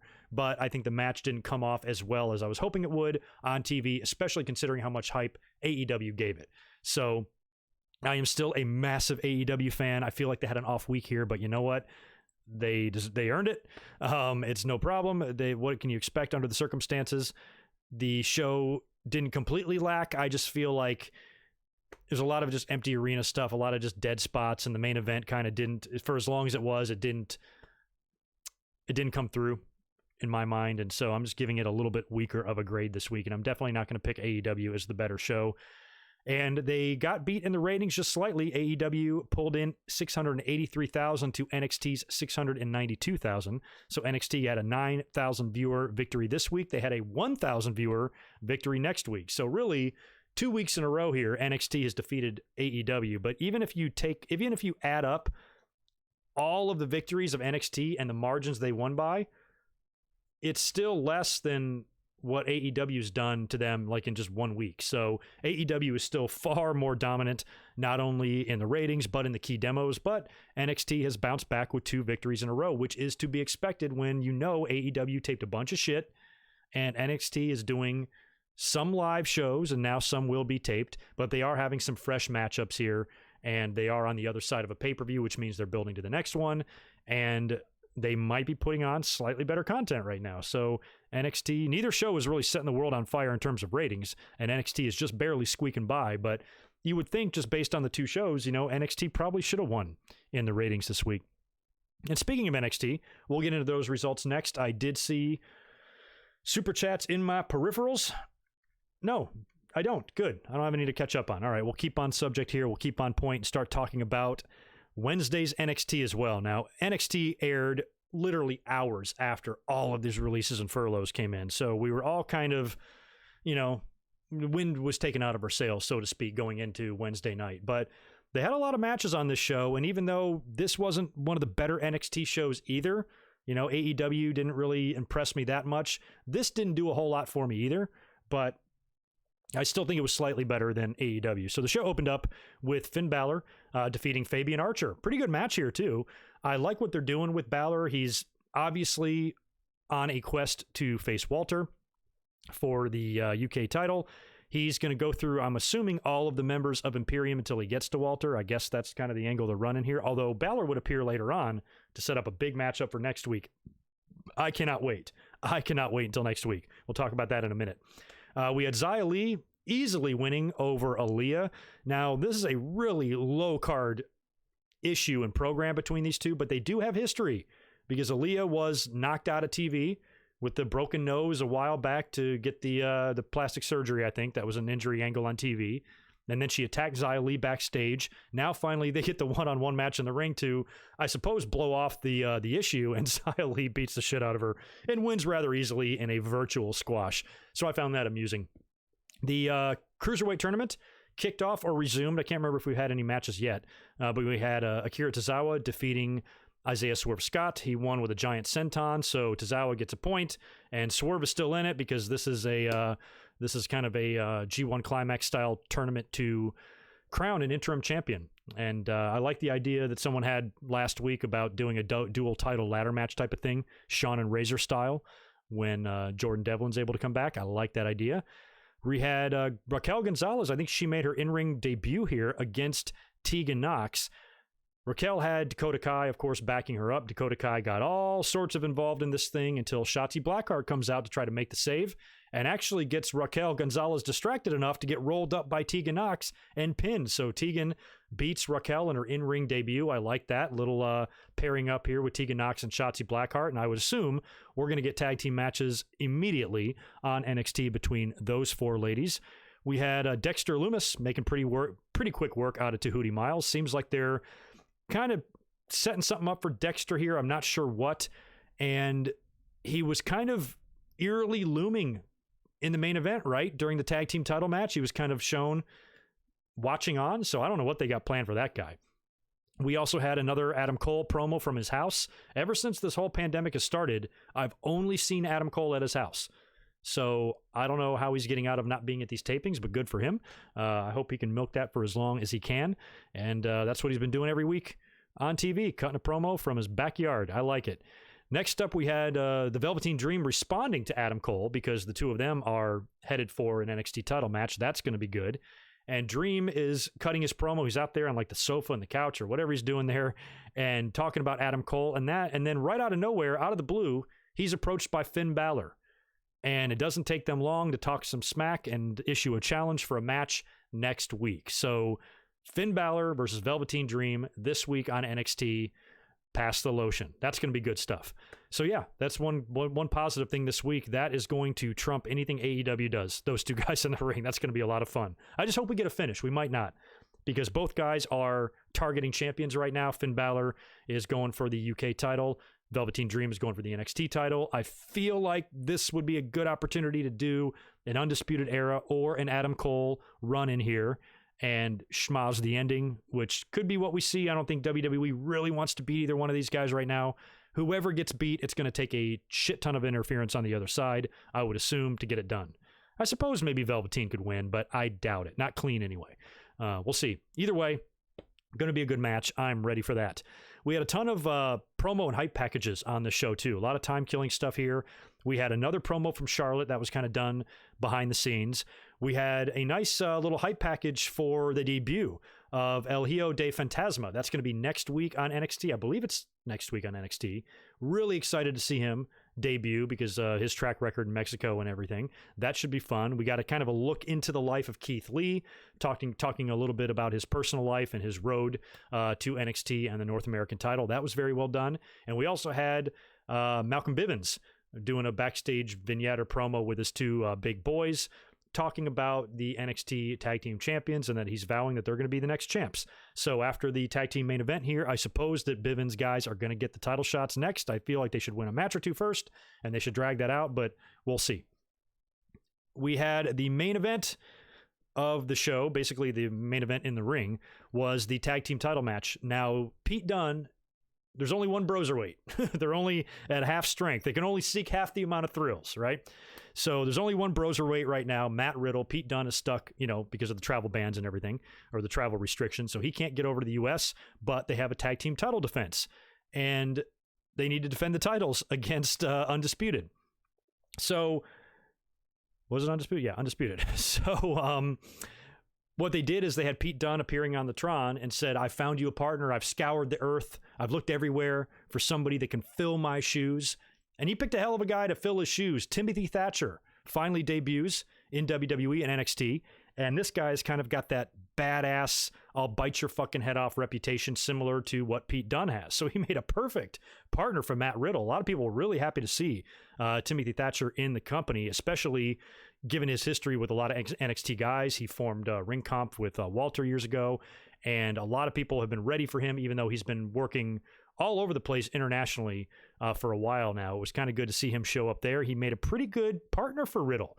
I thought they worked well together. In the end, you saw Thatcher tap out Roderick Strong for the win and helping the Broserweights retain the tag team titles. So I am glad that they didn't do a title change when you have an interim partner, because given the track record of Undisputed Era, they're all there. They're in Florida. They're in the PC. They're available. I was kind of worried here that they'd switch the titles back to them just so they could have tag team champions that were together on TV, because we don't know when Pete Dunne and Matt Riddle can come back together. So I was glad that they kept them on the Broserweights for right now. So I don't know if now Matt Riddle has to continue teaming with Thatcher and go up against the Bivens boys, or they wait a while until Pete Dunne can get back involved. I don't know. But either way, Broserweights retained. Really good match, really fun match as you can expect. And happy to see Thatcher in the company. Good stuff. The show closes with a Tommaso Ciampa promo. Now, Tommaso and Gargano kind of had like this bet. I guess like the loser had to admit that the other man was the better man. So you had to wonder if Ciampa was actually going to do that, especially considering everything that happened in the fight with Candice showing up and turning and the swerve and all that. But he did. He was the better man. Tommaso finally admits that Gargano is the better man. And as soon as he does, he's basically attacked from behind. He's choked from behind. The camera falls over. You just hear all sorts of commotion, smash and punches and kicks. And then you see Tommaso Ciampa's head laying on the floor next to what appears to be a lady's shoe or a lady's boot. Obviously, that's Scarlett Bordeaux. And then the camera pans up and you see Killer Kross's face over Tommaso Ciampa saying tick-tock. And now he is officially, his face is debuted on screen. They started with a vignette after the Triple H, Gargano, and Ciampa promo in the ring. Then after the match, you saw Scarlett and Kross in the car. And now they show up and attack Tommaso Ciampa. And that's going to be your first feud for Killer Kross, is going to be Tommaso Ciampa. Now, as we expected, Killer Kross is not Killer Kross. We talked about this as soon as he got signed by the company. I speculated. I'm like, I don't think he'll be allowed to be Killer. But then when they announced his signing, they were calling him Killer Kross. So I'm like, well, maybe they will call him Killer. I'm surprised that WWE, being, like a PG company and, all that shit, would have somebody with Killer in their name. It's not 1998. In the Attitude Era, this would have been fucking awesome. But I was curious that they would change the name. And if they did, would it take away from Killer Kross? Well, I don't think so. They're calling him Karrion Kross. And a lot of people like Karrion. It's derived from a word that has to do with eating the flesh of carcasses or some shit like that. There's a meaning behind the name. Doesn't sound that bad. Karrion Kross, spelled with a K, by the way. Karrion Kross. There's a new shirt on WWE Shop with the whole likeness on it. And you know what? I'm fine with that, because we couldn't really expect a company like WWE to call him Killer.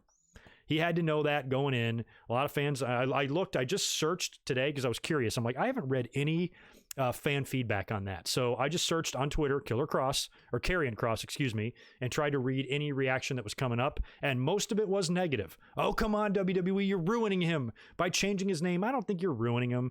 I understand that it's frustrating sometimes when WWE changes people's names, especially when it's done for like intellectual property reasons. Like they want to be able to own the likeness and shit. That pisses me off.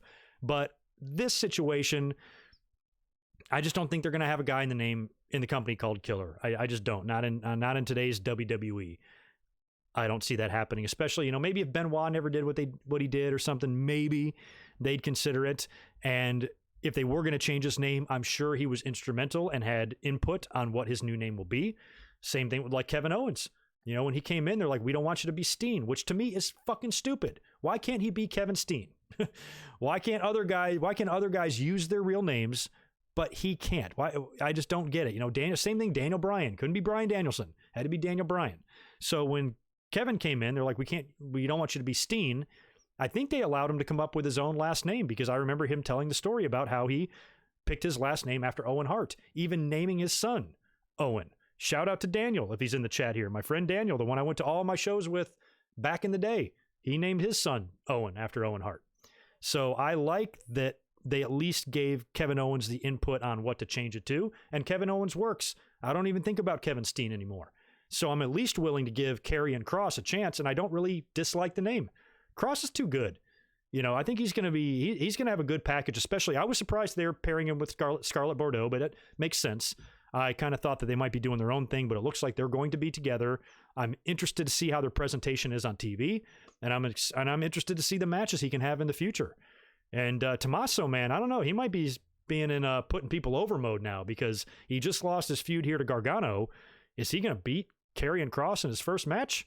I doubt it, unless Karrion Kross has some enhancement matches and build-up matches prior to the match on NXT, and he just kills a few people first before the match with Ciampa happens. I'd probably prefer to see that than see Karrion Kross for the first time, unless they really want to put him over huge. Tommaso Ciampa has been very dominant, one of the best NXT champions ever, credible guy on the roster. What if they have Karrion Kross's first match come against Tommaso Ciampa and he beats him in 3 minutes? It would suck for Tommaso, but it would be a hell of a way to put over Kross, saying, oh shit, this guy means business. This is the Brock Lesnar of NXT. Stay the fuck out of his way. I wouldn't mind seeing a Karrion Kross and Matt Riddle match sometime down the line. You talk about two contrasting personalities, the bubblegum chewing, headphone wearing bro, yeah, bro, to the guy like Killer Kross or Karrion Kross. It looks like he can murder you with his eyes. Be an interesting match, I think, one day. So I'm excited for him to be there. I think this offers a lot of fresh matchups, and I really think his feud with Tommaso Ciampa is going to be fun.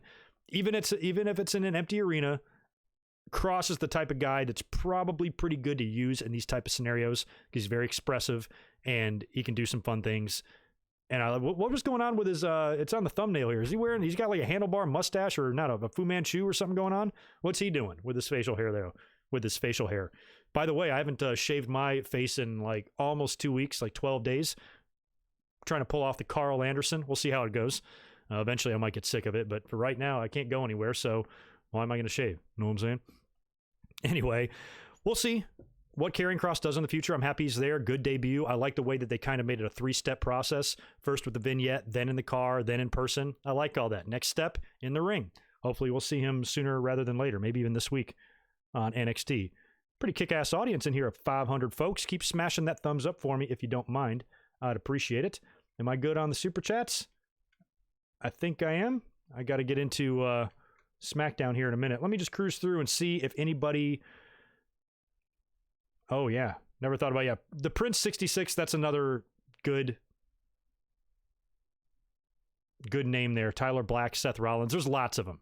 But when it comes to certain guys, okay, this guy can keep his name, this guy can't. I think it's a per situation type of deal where they just judge everything differently and make their decisions differently. So either way, it sucks.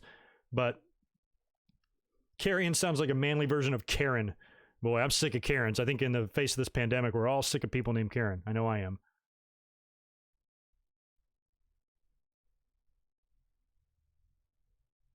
Oh, yeah, Devlin, you want a match with Jordan Devlin to determine who the real Devlin is?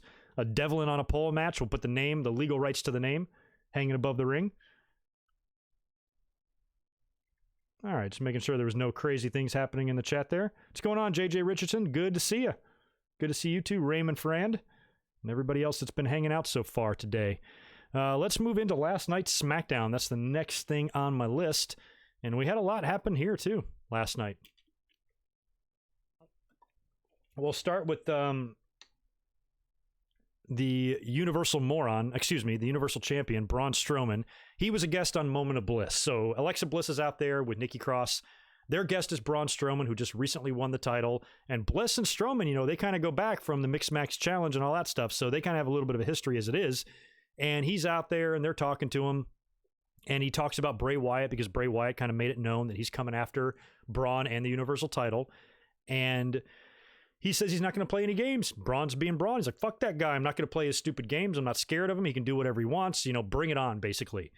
And then after that, in the corner, he spots like a present sitting in the corner. And this idiot, Braun Strowman, after he just got done saying that he knows who Bray Wyatt is and that he knows Bray Wyatt likes to play games, he then sees a present in the corner and assumes it's from Alexa Bliss, based purely on their history in the Mixed Match Challenge and the things that they've done on TV in the past.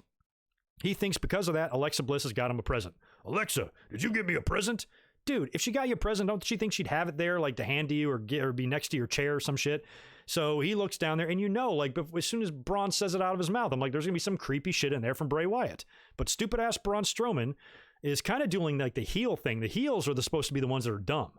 A babyface should grab a baseball bat and smash that package before he even opens it. Only a heel is so dumb to say, oh, did you give me a present? And then, to reveal that it's not a present. So anyway, he thinks it's from Alexa Bliss. You shouldn't have. She's sitting there telling him, dude, I didn't get you a present. You shouldn't have, Alexa. Me, I like present. I like meat.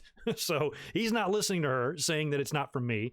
and he rips open the packaging and opens it up, and it's that sheep mask, that black sheep's mask that he is a goat mask or a sheep's mask. I don't know what it is. Some fucking animal. It's what he wore in his debut. Remember when he showed up in the Wyatt family standing on the ring apron like that with that big mask on? And we're like, Jesus Christ, that guy's huge. And he got in the ring and fucked up whoever he fucked up. They kind of referred back to that, and I liked it. And it was a nice message that Bray Wyatt sent to Braun Strowman. You can see him looking at it. And then Bray Wyatt appears on the screen and reminds him of his past and, you know, says that he's coming after him or whatever. Or did he come on, or did they show a replay of him being on the screen? I forgot. Either way, the mask was a direct message to Braun. I'm coming after you. He's trying to mess with you. And it does creep him out a little bit, it seems like. But he's still kind of staring danger in the face. Braun doesn't really seem to care that much. But maybe, just maybe, Wyatt can start chipping away at him mentally here. And next week he does something else. And the next week he does something else. And then eventually he breaks Braun Strowman. Interesting note, too, about the Universal title situation. Apparently, there was some sort of an internal memo going on in WWE to the announcers and anybody else on TV, you know, wrestlers and everybody on the mic, not to specifically mention Roman Reigns by name. They basically want to leave his name out of everything right now until they bring him back. Maybe to maximize the surprise or maximize the effect of his return. I really don't know. I don't think it would have anything to do with them being petty and being pissed at him for not feeling comfortable performing right now after a second bout with leukemia. His wife is also pregnant with their second set of twins. So he's got a lot going on in his life right now. And I'm assuming that when he does come back, they want to bring him back in a big way. And maybe that's why they're not going too out of their way to really push him or plug him right now. That way, when he does come back, it can be a bigger deal. But that is kind of interesting that they would care enough. It's not like you have to talk about him all the time. But I think Braun Strowman should have at least, as a babyface anyway, should have at least acknowledged Roman Reigns as the reason why he's sitting there with that big blue belt to begin with. And he should do the babyface thing that every babyface does. Roman, when you're ready to come back, you get the first shot. That's what he should say. He probably won't be champ by then, but that's what he should have said. So that's all kind of on WWE. They want to keep Roman's name out of things for now, which is fine. I don't give a shit, but I don't think it would really matter either way if they mentioned him or not. So kind of weird. Another one of those weird random decisions that they make in WWE. All right, let's get into the matches now too. We had the match that I believe was set up last week in that promo. Tamina is going to take on Sasha Banks. Now, if Tamina beats her, she gets a title shot against Bayley. I guess that's happening at Money in the Bank, but I suppose it's possible it happens on TV. She defeated Sasha in the opening match. She had a lot of help, though, from Lacey Evans, and because Bayley, of course, is getting involved, and then Lacey comes out there to help out and make the save, allowing Tamina to beat Sasha Banks and earn a title shot. And now, I guess next week, you're also going to get Lacey Evans and Sasha Banks in a Money in the Bank qualifier next week as well. So the only thing I really hated about this match, aside from the Tamina push, because I'm not really into Tamina, nothing against her, she just does nothing for me. I don't like her on the mic. I don't like her in the ring. I don't like anything really about her. I'm sure she's a nice person. It's just, I'm not invested in her at all, and I'll never buy a ticket to see her, kind of thing. But she does have a history and a legacy, you know, with her last name, unfortunately, just not a great one. And I did think about her a lot on Tuesday, because I know that in the wrestling landscape and in the wrestling universe, there are a shitload of dickbags out there, and I'm sure that she was getting tagged and added in every single Twitter post possible about Dark Side of the Ring and about Jimmy Snuka and about her dad. And being in her position, I couldn't imagine what that's like, you know, just being in the public eye like that and constantly having to read, you know, you'd open up your phone and 5,000 people have tagged you in some dumb, meaningless, irrelevant opinion about Dark Side of the Ring and her dad and what he did. And probably a lot of them are pretty nasty too. So I feel for Tamina in that respect, but I have really no interest in her like winning the title. And I don't think she will, although hell, maybe she will. You never know. And now Lacey Evans, she is going to be facing Sasha Banks next week. I think Sasha will qualify. I think Sasha will get her revenge. Lacey kind of helped Tamina win here, so Sasha should beat Lacey next week and qualify for the Money in the Bank, which will make the situation with Bayley pretty interesting. The only big critique I have about this match is when Lacey did her run-in. And this goes for when there's an audience in the crowd as well, but it really irks me even more for some reason when there's no audience. When Lacey Evans did her run-in, there was absolutely no reason for her music to play at all. And it's already annoying enough when they play music for every single run-in. I understand that sometimes it works, and I've talked about this before. Probably the best example I have is when Mankind beat The Rock for the WWE title on Raw, and Stone Cold interfered. When his music hits, that was one of the loudest pops I've ever seen. So that helped. I think there's certain situations where play the music during a run-in, fine. But don't play it if somebody's running out there to make a save for somebody else. And they did that a few weeks ago. Who was it with? It was with the women. Oh, man, you guys got to fill me in. Somebody was getting their ass kicked in the ring. Oh, it was Bianca Belair. It was Bianca Belair and somebody else, or maybe it was her husband or what the fuck. Oh, that's what it was. I think it was the Street Profits. They're getting beat down or something. And then Bianca Belair comes out while they're getting stomped into the ground. Her husband's being stomped in the face. And then she comes out to the ramp and has to do the whole entrance. The hair twirl, wait for her cue and the music to do stuff. I'm like, girl, run down there and save your man. Like, it's just so stupid. It's not realistic. So I don't think you need to play the theme music for every single fucking run-in under the sun. Do it when you need to. And when it's somebody like Lacey Evans, there was no legitimate reason for her music to play. The fans aren't going to pop. Even if fans were there, they wouldn't have popped for that. So I think in certain situations, just run the fuck out there. How hard is that? How hard is it to be real? And how hard is it to be like a little bit realistic? It just drives me crazy. And that match was no different. So anyway, stop playing the fucking theme music, WWE, every single time you do a run-in. It is so annoying. We had Sheamus winning a squash match over Denzel DeJournette, some local kid, never seen him before. Sheamus beat the shit out of him. We had Carmella backstage approaching Dana Brooke. Dana Brooke has got a Money in the Bank qualifying match later on in the night against Naomi. Carmella is mad. Carmella is mad at her friend, Dana Brooke, for getting a Money in the Bank opportunity. The two of them apparently have a tag team title shot next week. Carmella feels that Dana should be concentrating on that and not worrying about a Money in the Bank opportunity, where you would think women are such backstabbing monsters, aren't they? You would think, like, if I'm a guy and my friend is getting a Money in the Bank qualifier, I'm going to pat him on the ass and be like, good luck, bro. Go out there. You got this. Get that opportunity in Money in the Bank. I want you to win the title. You're my friend. I want that for you. Not with women. Carmella's self-centered, center of the universe. I guess right now she's supposed to be a babyface, but she's not coming off as one.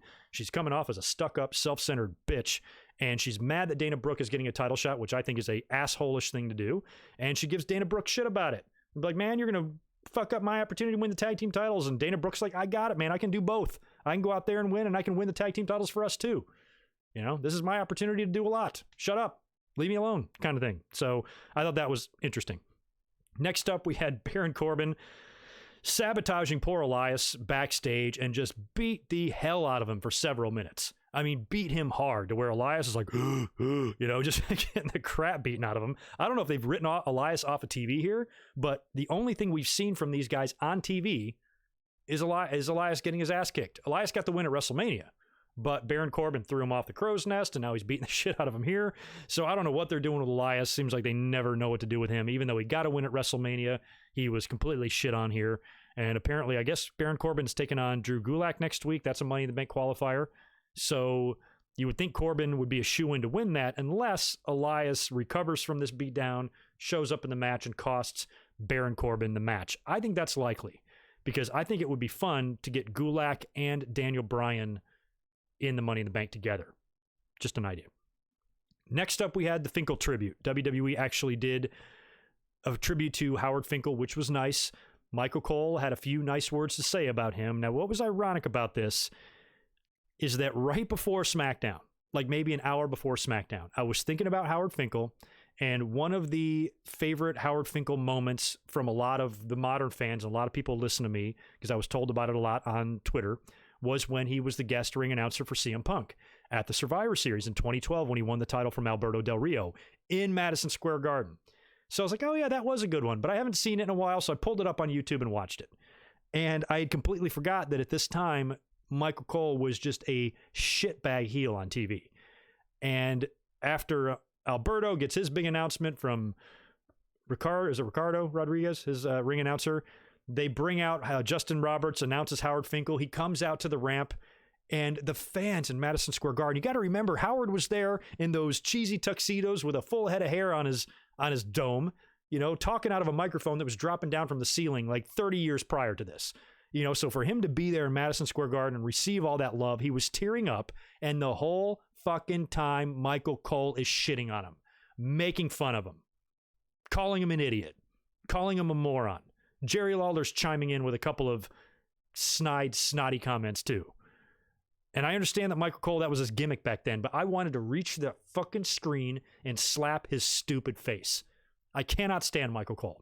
So to watch him now on SmackDown, Howard was a great man and all. Of course he was. We all know that. I wish he would have treated him like that when he was alive, you fucking asshole. So anyway, I know that Cole was playing, a role on TV, but really when you hear about some of the ribbing stories about Howard, was he really? Was Michael Cole really being in character, or was Michael Cole using that as an opportunity to shit on Howard Finkel? It's just tough to watch. Hate Michael Cole. Anyway, all in all, still a very nice tribute to Howard by WWE, because they acknowledged how long he's been there and what a big part of the company he is. One of my favorite memories of Howard, too, was back in the day on the TV shows like Superstars and Wrestling Challenge, when they would announce their live events.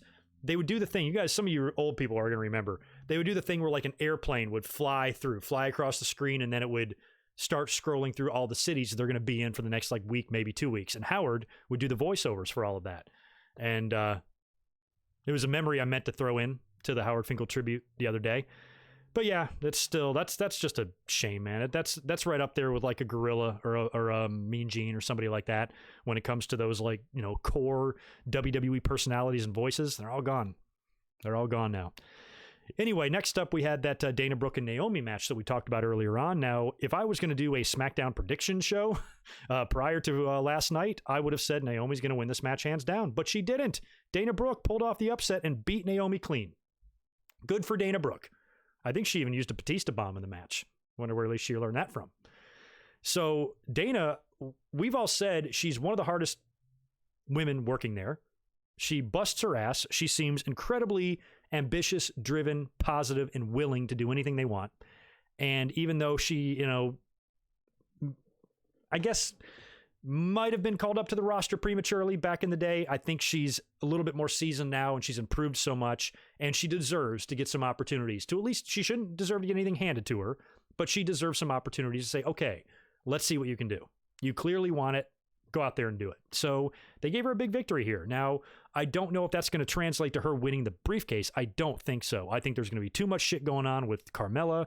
I'm hoping that whole segment they did earlier on where Carmella is mad is going to turn into them turning on each other, or Carmella turning on her, because I don't see Carmella and Dana taking the titles off of Alexa and Nikki right now, unless they really want to hot potato these belts around, I suppose. But I think you should keep them on Alexa and Nikki for right now, because they are a true cohesive team, where Dana and Carmella feels like they were just tossed together for shits and gigs. So I think what's going to happen is that they'll maybe lose the match next week, and Carmella will be pissed, and then maybe she'll be instrumental in fucking Dana Brooke up in the Money in the Bank match. I don't know, because that's going to be a whole different scenario with it being in Stamford. So yeah, I don't know. I think that's going to come to play there, and I don't think they're going to remain a team for very long. After this was, speaking of the women, was just an amazing promo by Sonya Deville, and a whole segment here with Mandy Rose and Dolph and Otis. And I got to say, like I mentioned in the beginning of the podcast here, Sonya did a 180 on me. I really did not think this was going to be very good at first. Good to see you, Ben. How you doing? So anyway, Sonya comes out to the ring, and like I said earlier, I was cringing my balls off at first when she gets out there, because she's on the mic, she's all by herself in the ring, she's very emotional, and she's Mandy, I haven't had this opportunity to talk to you since the hacker guy outed me for the things I said and the things I did, and I want a chance to explain. And I'm just like, ugh, this sucks. She's looking into the hard cam. It's terrible. And I know Sonya, she has aspirations to do things outside of wrestling. I've heard her say that she wants to be an actress. And I'm like, girl, you got some work to do if you want to be an actress. But boy, was that a stupid opinion, because literally in the matter of minutes, she turns it up so much. She calls out Mandy Rose. Mandy comes out there. Mandy wants nothing to do with her at first. And Sonya starts really cutting this like heartfelt, emotional promo, like where she's struggling to get the words out. Her voice is trembling. She really feels like she's got a lot of emotion behind her.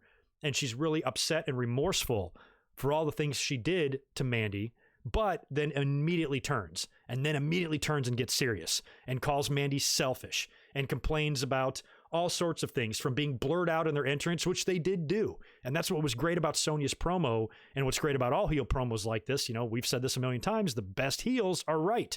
The best heels are the ones who are right in their arguments, and who truly believe what they say as well. But Sonya kind of, if you're judging this from a non-heel and non-babyface perspective, Sonya's got a heck of a gripe here, because she was always in the background. And Mandy Rose is this blonde-haired, blue-eyed Barbie bimbo, or whatever the hell Sonya Deville calls her. She said, you are front and center all the time. Even in our entrance video, when they do the Mandy Rose, the gold haze around the screen, she would always be like blurred out in the background. Mandy Rose was the one interviewed in the magazines and doing all the PR stuff. It was always Mandy, Mandy, Mandy, Mandy. And you could see the frustration in Sonya Deville's voice, because she wanted the focus to be on Fire and Desire, but all the focus was on Mandy. She said that she was a dime a dozen blonde who was made in a lab. That was an awesome line. And I think even called her no talent bum. She said she had no talent, a dime a dozen blonde who was made in a lab, and a Barbie doll bitch. So that was great shit. And by now she's screaming, and by now you can see like the anger, and you can feel it in her voice, and you can see it in her eyes. It was great shit.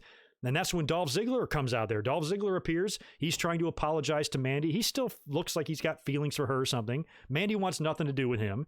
And then as Dolph is trying to plead with Mandy, trying to smooth things over, she's just decked hard by Sonya Deville. And Dolph's even shocked. He goes, what are you doing? Dolph still is trying to get in the pants of this girl. So he's not happy about what his friend Sonya Deville is now doing. She attacks Mandy Rose. She's beating her down. That prompts Otis to come out. He's out there, runs off and beats up Dolph Ziggler. Otis is doing his dances and his belly moves and all that shit. And that was really well done. It was off to such a bad start. And I remember when Sonya initially started talking, one of the thoughts that went on in my head, I'm like, everything they've done so far in this angle has been good. And I feel like they're going to fuck it up now with this shitty promo. And then they really just turned out a great one here. This was good stuff all the way around. And I think it really highlighted what Sonya Deville can do under the right circumstances. She wanted a chance to be able to showcase this part of her. And she did. She did it well on SmackDown last night. So props to Sonya Deville for making me think it was going to suck and it not sucking. My brain is is already so mentally predisposed and trained to expect shit like this to suck. And I got to remember that Otis and Mandy and Dolph and Sonya here are all doing a really good job with this, and this was no different. So that was a pleasant surprise, seeing just kind of a really good emotional wrestling promo come out of the mouth of Sonya Deville in a situation that she really hasn't been given the opportunity to do yet. So we are still far from the conclusion of this storyline and this angle between these four, and if anybody else gets involved here. And I guess now it's going to be a mixed tag at some point with Dolph and Sonya and Mandy and Otis, but I'm not sure when that's going to happen, if it's going to be Money in the Bank thing, a TV thing, or what. But either way, good stuff from Sonya Deville. You earn my respect. Absolutely. Another good match, Daniel Bryan taking on Cesaro. I put this on Twitter. Somewhere out there in the multiverse, this was our WrestleMania 31 main event. In another world, Bryan was on top of the world at WrestleMania 30 prior to getting injured and having a cough up belt. Cesaro wins the inaugural Andre the Giant Battle Royal by body slamming Andre the Giant's son over the top rope and becoming a Paul Heyman guy. If everything would have gone the way it was supposed to, that could have been your world title match the very next year. Fuck Roman and Brock. Could have been Bryan and Cesaro. But Bryan got hurt. WWE flushed Cesaro down the toilet, and nothing was ever the same. So whenever I see these two on paper here in a match in 2020 is great. Holy shit, Daniel Bryan and Cesaro, sign me up.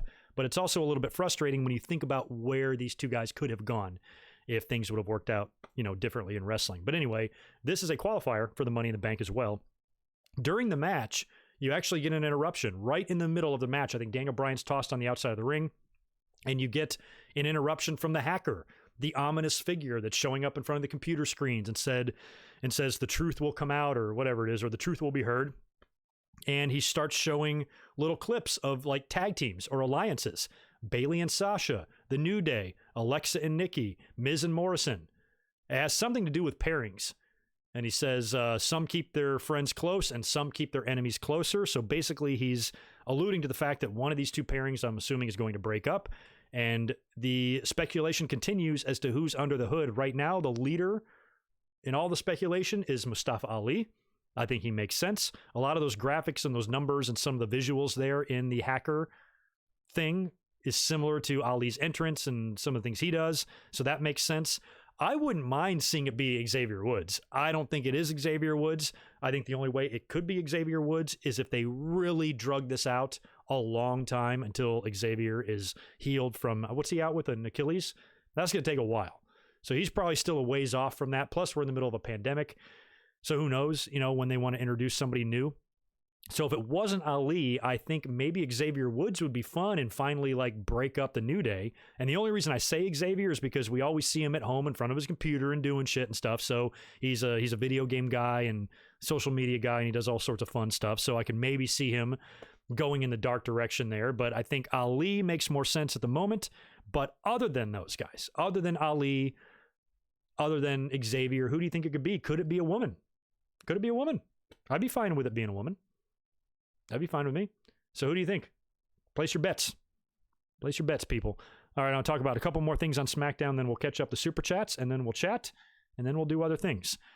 In the main event, we had the tag team titles on the line in a match that on paper I didn't like because we had the tag team titles defended in the ladder match at WrestleMania, right, when The Miz was taken out. So it was a triple threat match, but it was for the tag team titles, a triple threat singles match.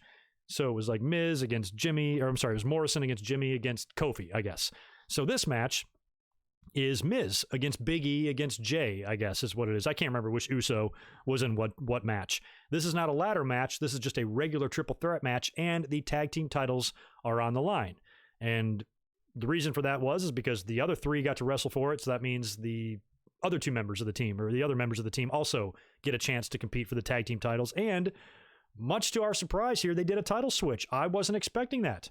I wasn't expecting a switch out of nowhere and for the titles to go back to the New Day for the 17th time. But in a way, I guess it makes sense. It's better to keep us on our toes. It's better to give us some exciting stuff than just a random match that we know isn't going to result in anything too major here. I personally thought that The Miz and Morrison would remain champions for a while. They're kind of over right now. They're doing their song and they're doing a lot of fun social media stuff, and they're just a fun team together right now, especially when we have stay-at-home orders and we have quarantines. They're doing their part, I think, to entertain us and do shit together. So I kind of thought it would be best to keep the titles on them for now, but the match was off the hook. Really good match. And Big E, he cut that crazy promo right before he went out to the ring. Kofi and Xavier Woods, encouraging him. And he's full of so much life and so much energy. Big E is my favorite guy in the company. I fully believe that he could easily be a world champion there if they ever chose to move him on. And he performed big in this match. He had a lot of big spots, including taking a gnar bump on the table, which was really bad. And he wound up coming back from that, deadlifting The Miz up out of a figure four and hitting him with a big ending and pinning him, winning the tag team titles for the New Day. So good for Big E. Excellent performance by him on the mic, taking bumps, and delivering offense. Excellent job all the way around. It was the Big E show for me. And even though I was surprised and maybe a little bit not sure how I felt about the tag team title switch, it's hard not to be happy for Big E winning matches. So congrats to the New Day. They are now 434-time tag team champions. That's got to be a record. And good for them.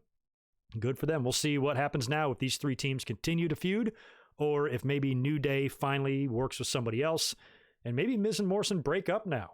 I mean, at what point do you do the split here and have Miz and Morrison feud for a while? I suppose that's possible. And like I said earlier, next week they've got slated for the show Lacey Evans versus Sasha Banks in a Money in the Bank qualifier on the women's side, and Gulak versus Corbin on the men's side, right? I think that's what we've got for next week.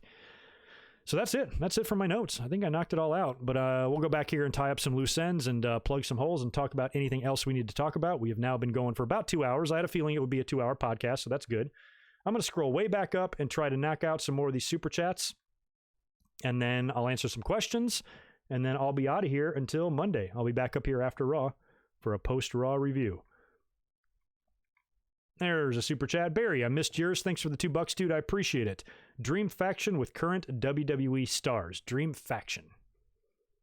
I give that some thought. Let me think about it real quick. Ike Moore, thank you for the $5, dude. I appreciate it. When it comes to Michael and Howard Finkel, I think that was more Vince feeding him jokes to say. You are probably right. You're probably right about that, because Vince was very much involved in the Howard Finkel ribbing, but Michael Cole was also kind of a douche, wasn't he? So I feel like Michael Cole was perfectly capable of being a douche on his own without help. But I can see that. You're probably right. Vince was probably feeding him some of those lines. And that's why I said I wasn't like, I was acknowledging the fact that it was Michael Cole's character, not Michael Cole, the person, saying these things. But right after he died, and it's just in Michael Cole's voice, and he's already such a douche on top of that, I just wanted to strangle his ass, because it was just another illustration of how much shit they gave to Howard Finkel. I listened to a little bit of Jim Cornette's podcast because I saw the clip come up on YouTube about Howard Finkel, and I don't listen to Cornette much these days, but I was curious about what he had to say about Howard, because he worked with him closely for many years in the company there. So he said a lot of the same things, that Howard was a good man and he was always positive and always happy, and for some reason he just got ribbed all the time to a brutal extent. And I don't really agree with the saying that, oh, you only rib the ones you love, because that's bullshit. You do not just rib the ones you love. That's an excuse, but it's not a true excuse. There are plenty of examples in wrestling where people have been ribbed because they were hated. Sable, famously, got a big fat turd in her luggage and nobody liked her. So I think that that's not always the case. I think sometimes the ribbing goes too far. I think sometimes the ribbing is extremely insensitive, especially when it happens to good people. Lillian Garcia, an absolute fucking angel on this earth, was constantly called a horseface by people in WWE. Lillian is 10 times hotter than anybody who was calling her a horseface wife. And they're going to pass judgment on the way she looks. Unbelievable. It's like shit like that. Yeah, kind of can be good fun. I make fun of my friend because he got big ears and shit sometimes. But, there's a difference between crossing the line and just being a dick and being insensitive and being mean and just poking fun at your friends. There is a difference there, and I think WWE doesn't know that difference. And I think sometimes a lot of things that were done to Howard was just fucked up. Just fucked up. Cornette told the story that they would sit there and make Howard cut like 2 hours of promos and never even have the camera running. They just they just put him through it. Make him cut the live promos or whatever for the TV shows, and then not even turn the camera on, and just have him doing it just to fuck with him. Like shit like that, Like, come on, you guys. Jesus. Poor Howard. Rest in peace to the Fink, man. Gotta love him.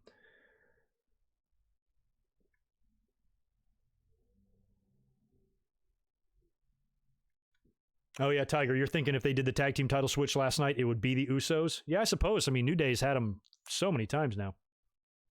Big J, yeah, it could be Kofi. I think I was thinking it would be Xavier Woods, because Xavier Woods is off TV and everything right now. But yeah, whoever that turns out to be.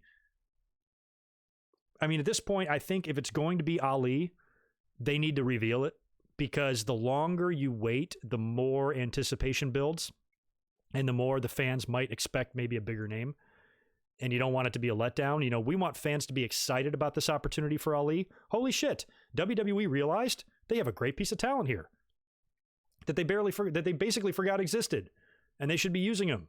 And why haven't they been using him? So maybe they came to that realization too. All right, we're going to give him a gimmick, give him something to do. But if you stretch this out too long, the fans are going to be expecting fucking CM Punk or something, and that CM Punk would actually be a good guy to be behind this. I don't think he will be, but that would be amazing. But if it's going to be Ali, you probably don't want to drag it out that long. Maybe a few more weeks, but eventually you got to reveal him as the guy. But then once you do, what do you do? Where does he go? Does he continue to out people for doing shady shit with his hidden cameras? Or is he just out now and that's his gimmick and we never see that hooded figure in front of the monitors again? So I don't even know. It might be a good thing to drag it out as best we can. And then maybe some wrestler vows to find out and reveal the identity of that person. I don't know how they reveal it, but hopefully it'll be done better than the Exalted One. Because so far, even though they got better last couple of weeks with the Exalted One, so far I'm not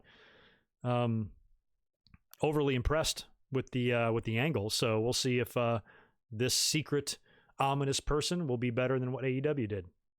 We'll see. But I hope it is Mustafa Ali. I mean, if it's not him and it's somebody outside the company, the only acceptable option for me would be CM Punk. And maybe Xavier Woods, I think, might be cool. Because I think Xavier Woods has untapped charisma. Yeah, he can toot a horn and dance around, but I think he's more capable than that. So I think he would be just fine, even though I don't think many people expect it to be him. I wouldn't mind if it was him. But yeah, Ali, I'm gonna hope that it's Ali for his sake, for the sake of a great talent that's not being used. You know, for the sake of that, I want it to be him.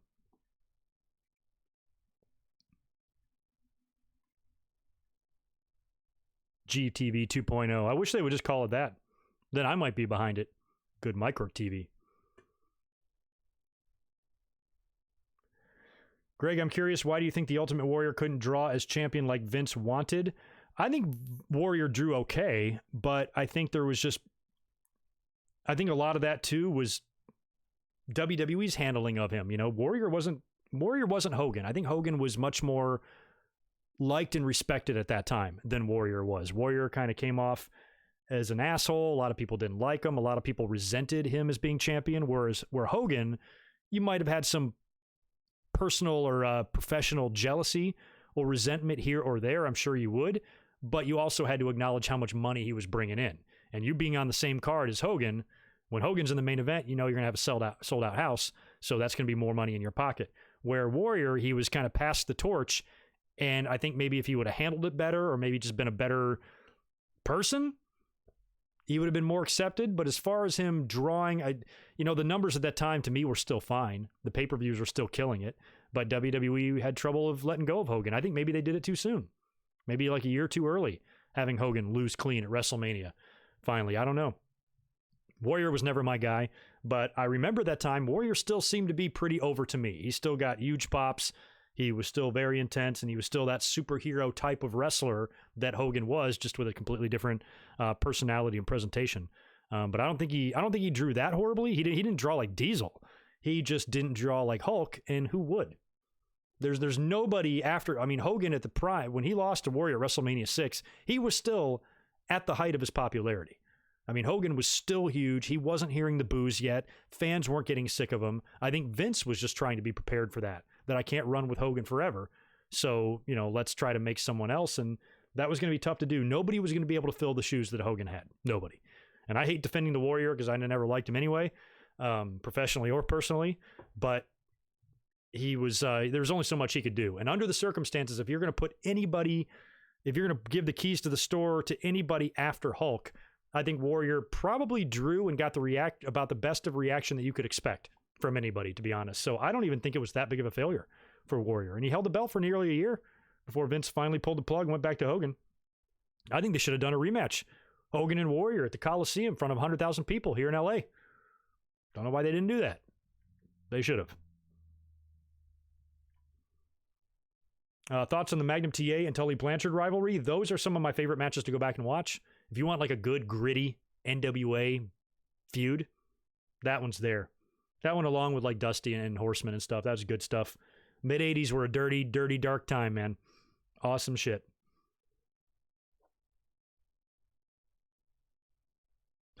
Beetle 911. If they mess with Charlie's contract, this company is dead to me. They won't. I think there's something. Maybe Charlie might not come under the definition of untouchable, but Renee Young definitely is. Renee Young gives zero fucks. She has got Jon Moxley peeking in on her WWE backstage stuff. She's doing interviews with Alicia too. She will talk to anybody. She doesn't care. And I love that she's confident in her role there. The WWE's never going to let her go, ever. So good for her. I don't know if Caruso is to that level, but Caruso is still their top. She's basically the heir apparent to Renee Young. She's doing now what Renee Young used to do. Handle all the backstage interviews, be the moderator on the kickoff shows. That's all gone to Caruso now. So I think she's safe. Yeah, and I'm sure the male wrestling fans would be extremely disappointed if she left, yours truly included. All right, so anyway, I think that's going to wrap it up for tonight's episode. I think we got in everything else we needed to get in. Just scrolling up here through the chat to make sure there's nothing going on that I need to worry about or anything that I missed. Yeah, I don't think so. Huge audience in here right now. Really cool to see 600 people in here for the Winged Eagle on a Saturday night. That is awesome news. If you guys could smash that thumbs up button one more time for me on your way out, I would appreciate it. As far as the video schedule this week, I will be up here in 2 days, right after Monday Night Raw, reviewing the show. I do have a retro pay-per-view review in the works right now. I'll probably have that done next week. I'm just not sure what day yet. If I can get it up on Thursday, that would be ideal. But if for any reason I don't get it up by the end of the week, I'll probably wait until after the next Winged Eagle. So anywhere from 5 to 10 days from now, that video will be up. And we'll have some live streams this week with Raw. And then if anything else happens in the news, if we get any more bad news, another legend passes away, or WWE releases any more staff or talent, I'll come up here and do a live stream to discuss that. And I think that's about it. I think that's about all I got to say. One more time, I'll scroll down here. I really don't want to leave anybody out or miss anybody. And I have not. Charlie would go straight to ESPN. She might. She's got the voice. I mean, she's more than just visual, even though there's nothing wrong with the visual part of her. She also has a really good voice. She's good at her job. So she would likely find work anywhere in a journalistic capacity for sure. Charlie's good. I think we all like her. Oh, she does? She co-hosts First Take sometimes? I had no idea. Well, then, yeah, she's definitely untouchable. Because WWE likes that. They love that stuff. So, yeah, Charlie is in a good position in the company. It's the other one that might be in trouble. What's the blonde? I call her Misty Carmichael, and she interviews everybody. Maybe I'd be worried about her, but not Charlie. She's safe. Anyway, guys, thank you very much for hanging out tonight. I appreciate it. It was another fun Saturday Winged Eagle. I hope you guys are still continuing to do well in the face of this pandemic and all this free time and all this self-isolation and being at home. And for the few of you that are still working through this, I hope you're doing well. I hope you're hanging in there. And I hope you're weathering the storm as best as possible. We're about a month into it now, and with no signs of letting up. So we'll try to make it as fun as possible during however long this lasts here on the YouTube channel. So thank you guys for keeping me busy. Thank you guys for keeping me entertained and hanging out with me this afternoon. I appreciate it. And I will catch you on Monday for my post-Raw review. Y'all be good. Peace.